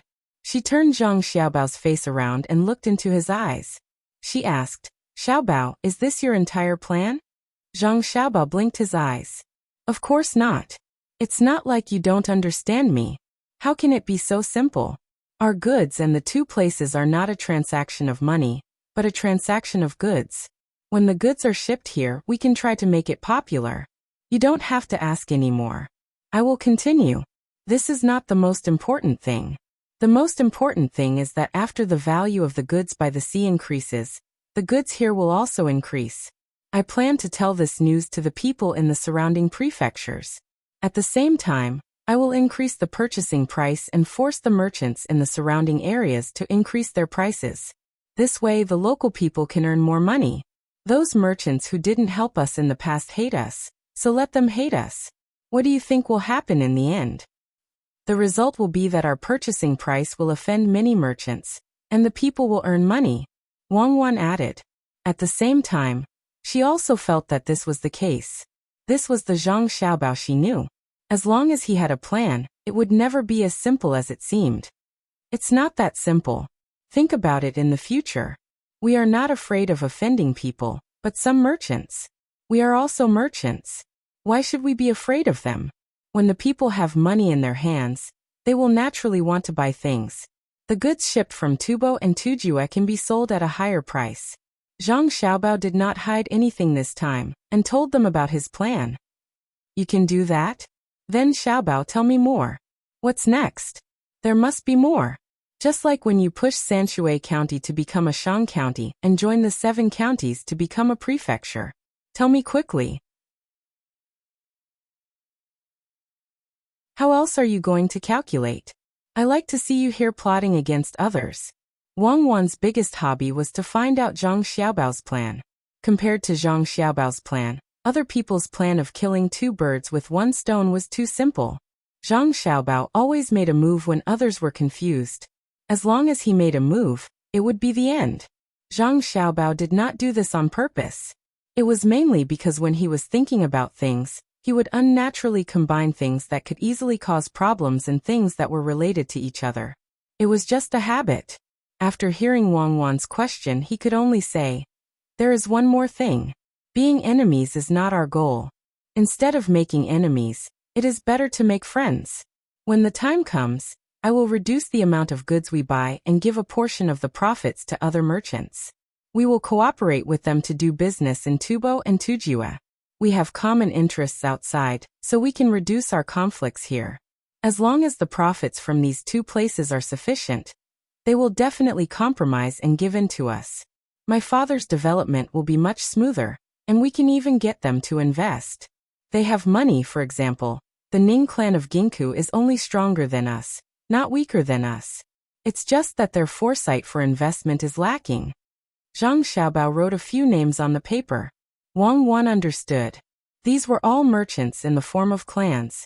Any one of them could compete with Zhang Xiaobao and Wang family in terms of wealth and power. The difference was that they had developed for a long time, while Zhang Xiaobao and Wang family had just risen. These clans were seeking stability. They were not as good as Zhang Xiaobao. Zhang Xiaobao used cash flow. If Zhang Xiaobao was given 100 strings of cash, he would dare to use the money as leverage. If he grasped the slightest opportunity, it would be a fulcrum. He could leverage a few hundred strings of cash. At this time, he was already restrained enough. He still knew how to develop his business. If it was in the past, he would have cheated all the way. No, he would have invested all the way. Wang Wan didn't want to admit it, but she had no choice but to admit that when Zhang Xiaobao came up with the plan, the way he moved the world with a wave of his hand and the light smile on his face was very charming. Perhaps the best thing that Li Longji did was to send Zhang Zhong here, so that when disaster struck, 6 provinces were saved. Perhaps the worst thing that Li Longji did was to send Zhang Zhong here. The main reason was that Zhang Xiaobao came along. The sky was high and the emperor was far away. The sea was vast. Who would look after Zhang Xiaobao? Wherever he pointed, the sea and sky would change. Thinking of this, Wang Wan said to Zhang Xiaobao, "Xiaobao, you are a good person, right? You have extreme nationalistic thoughts, right?" "Cuckoo, do you think that I will betray the country? Don't worry, I won't. I am indeed a little nationalistic. But my people are not a single race. Just like our leaders' guards, they are a big family. Actually, I really have a backup plan. I will let these merchants be roped in and become spies for the Turks and Tibetans," Zhang Xiaobao said with a smile.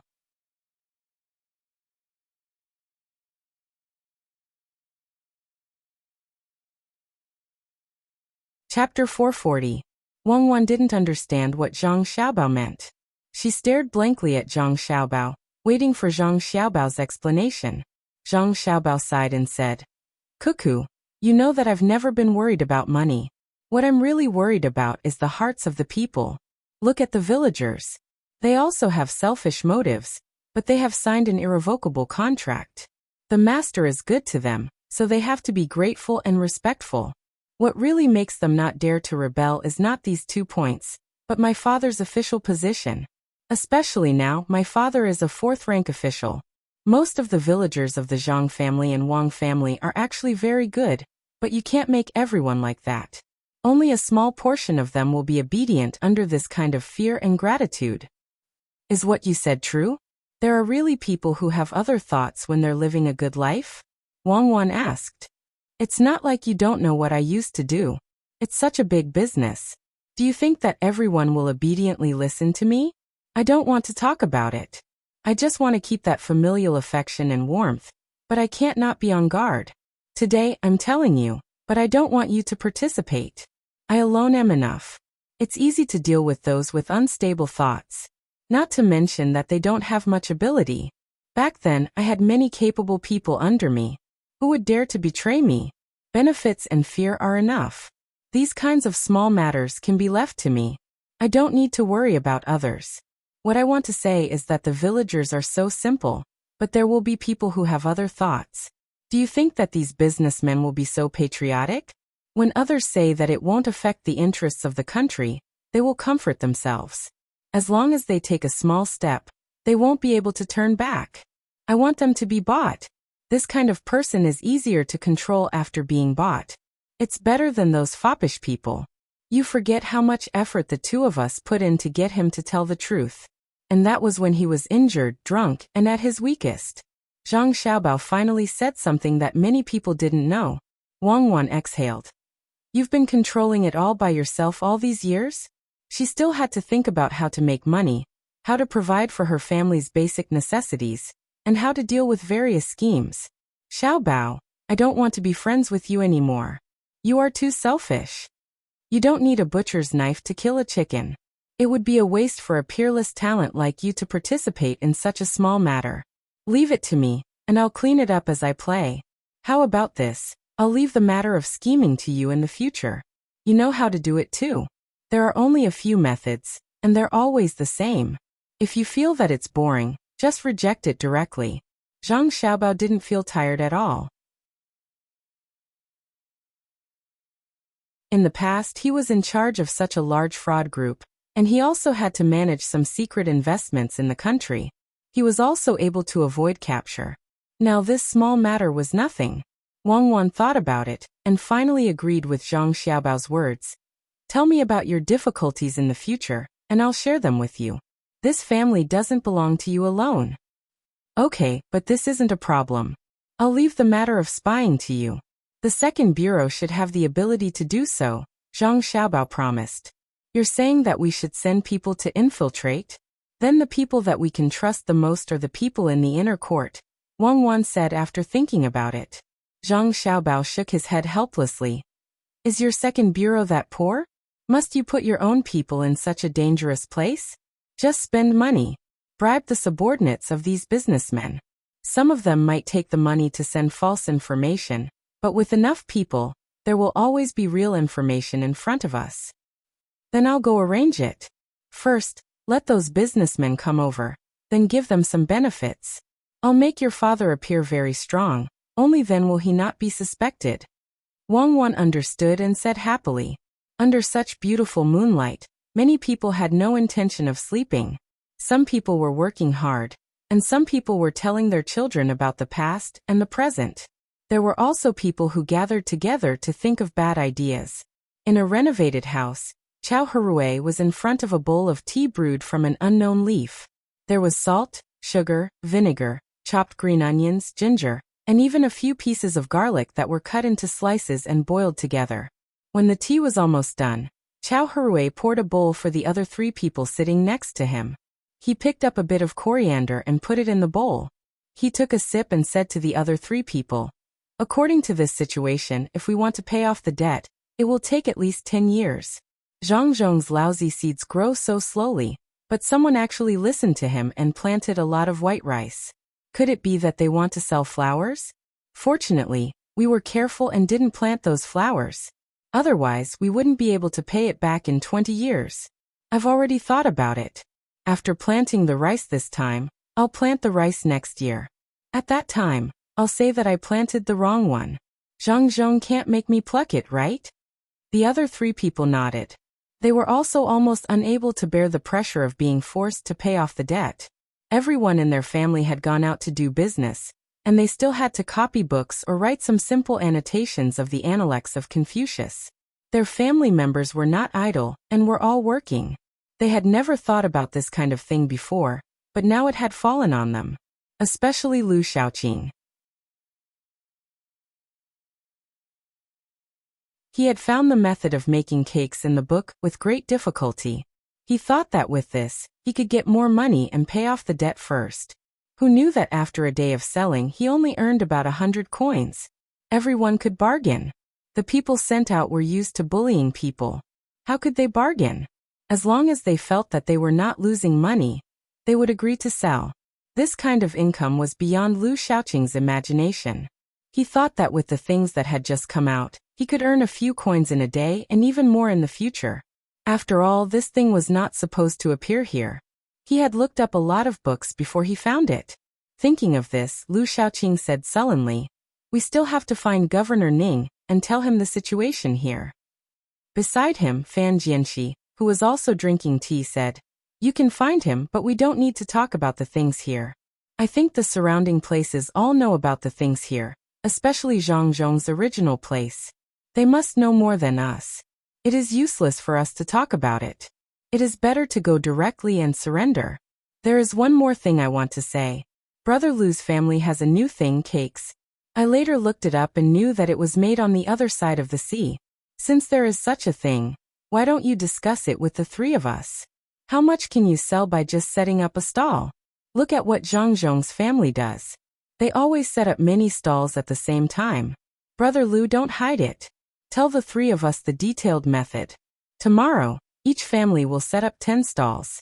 In this way, as long as the price is fixed, you don't have to worry about the less money.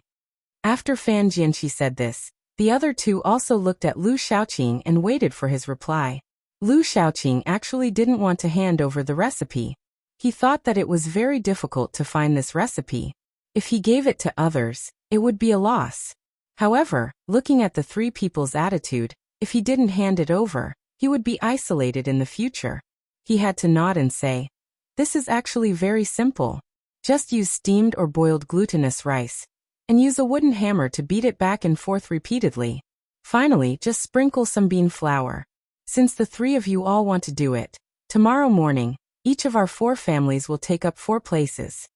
The other 3 were satisfied. They all smiled and drank the tea. However, as they drank, Jiang Huanshi was not satisfied again.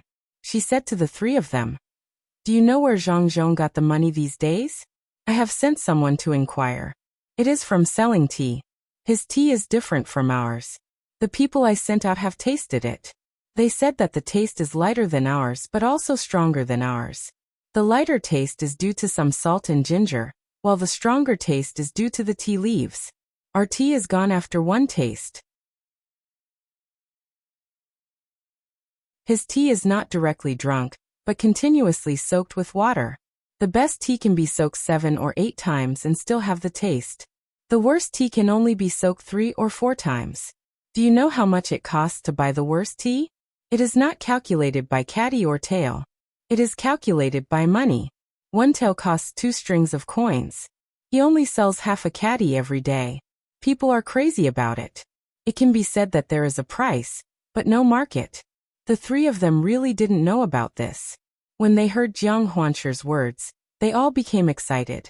They usually drank a lot of tea. If it was expensive, of course, they also drank a lot of tea. However, they definitely couldn't sell it at such a price. What kind of tea could be so expensive? Even if they didn't want to believe it, they still looked at Jiang Huanshi curiously. Jiang Huanshi liked this feeling very much. She smiled, took another sip of tea, spat it out deliberately, and said to the 3 of them, "This is what I want to say. I heard that their tea is also picked in Kaifeng, Chuzhou, Zhujiang and Hangzhou, but the way to make it is different. Our tea is made into a tea ball. The quality of the tea depends on the timing of making the tea ball and picking the tea. On the other hand, they directly sent someone to buy the tender tea and made it after they came back. I don't know how they made it, but it is better than the one we drink. The taste is also different. It is light but with a strong taste. What do you think will happen if we tell this to Tang, Governor of Ning?" Tang, Governor of Ning, must be very angry about this flood. Usually it would be fine. Everyone is the same. However, Zhang Zhong did something he shouldn't have done. He saved the people of Luzhou. As long as we tell him about this, we can help to plan. Jiang Huanshi laughed heartily at the end of her words. The other 3 people were stunned for a moment, but they also laughed. You're tuning in to the Earbook Haven YouTube channel. Don't forget to subscribe and join us on this journey to catch the most captivating stories.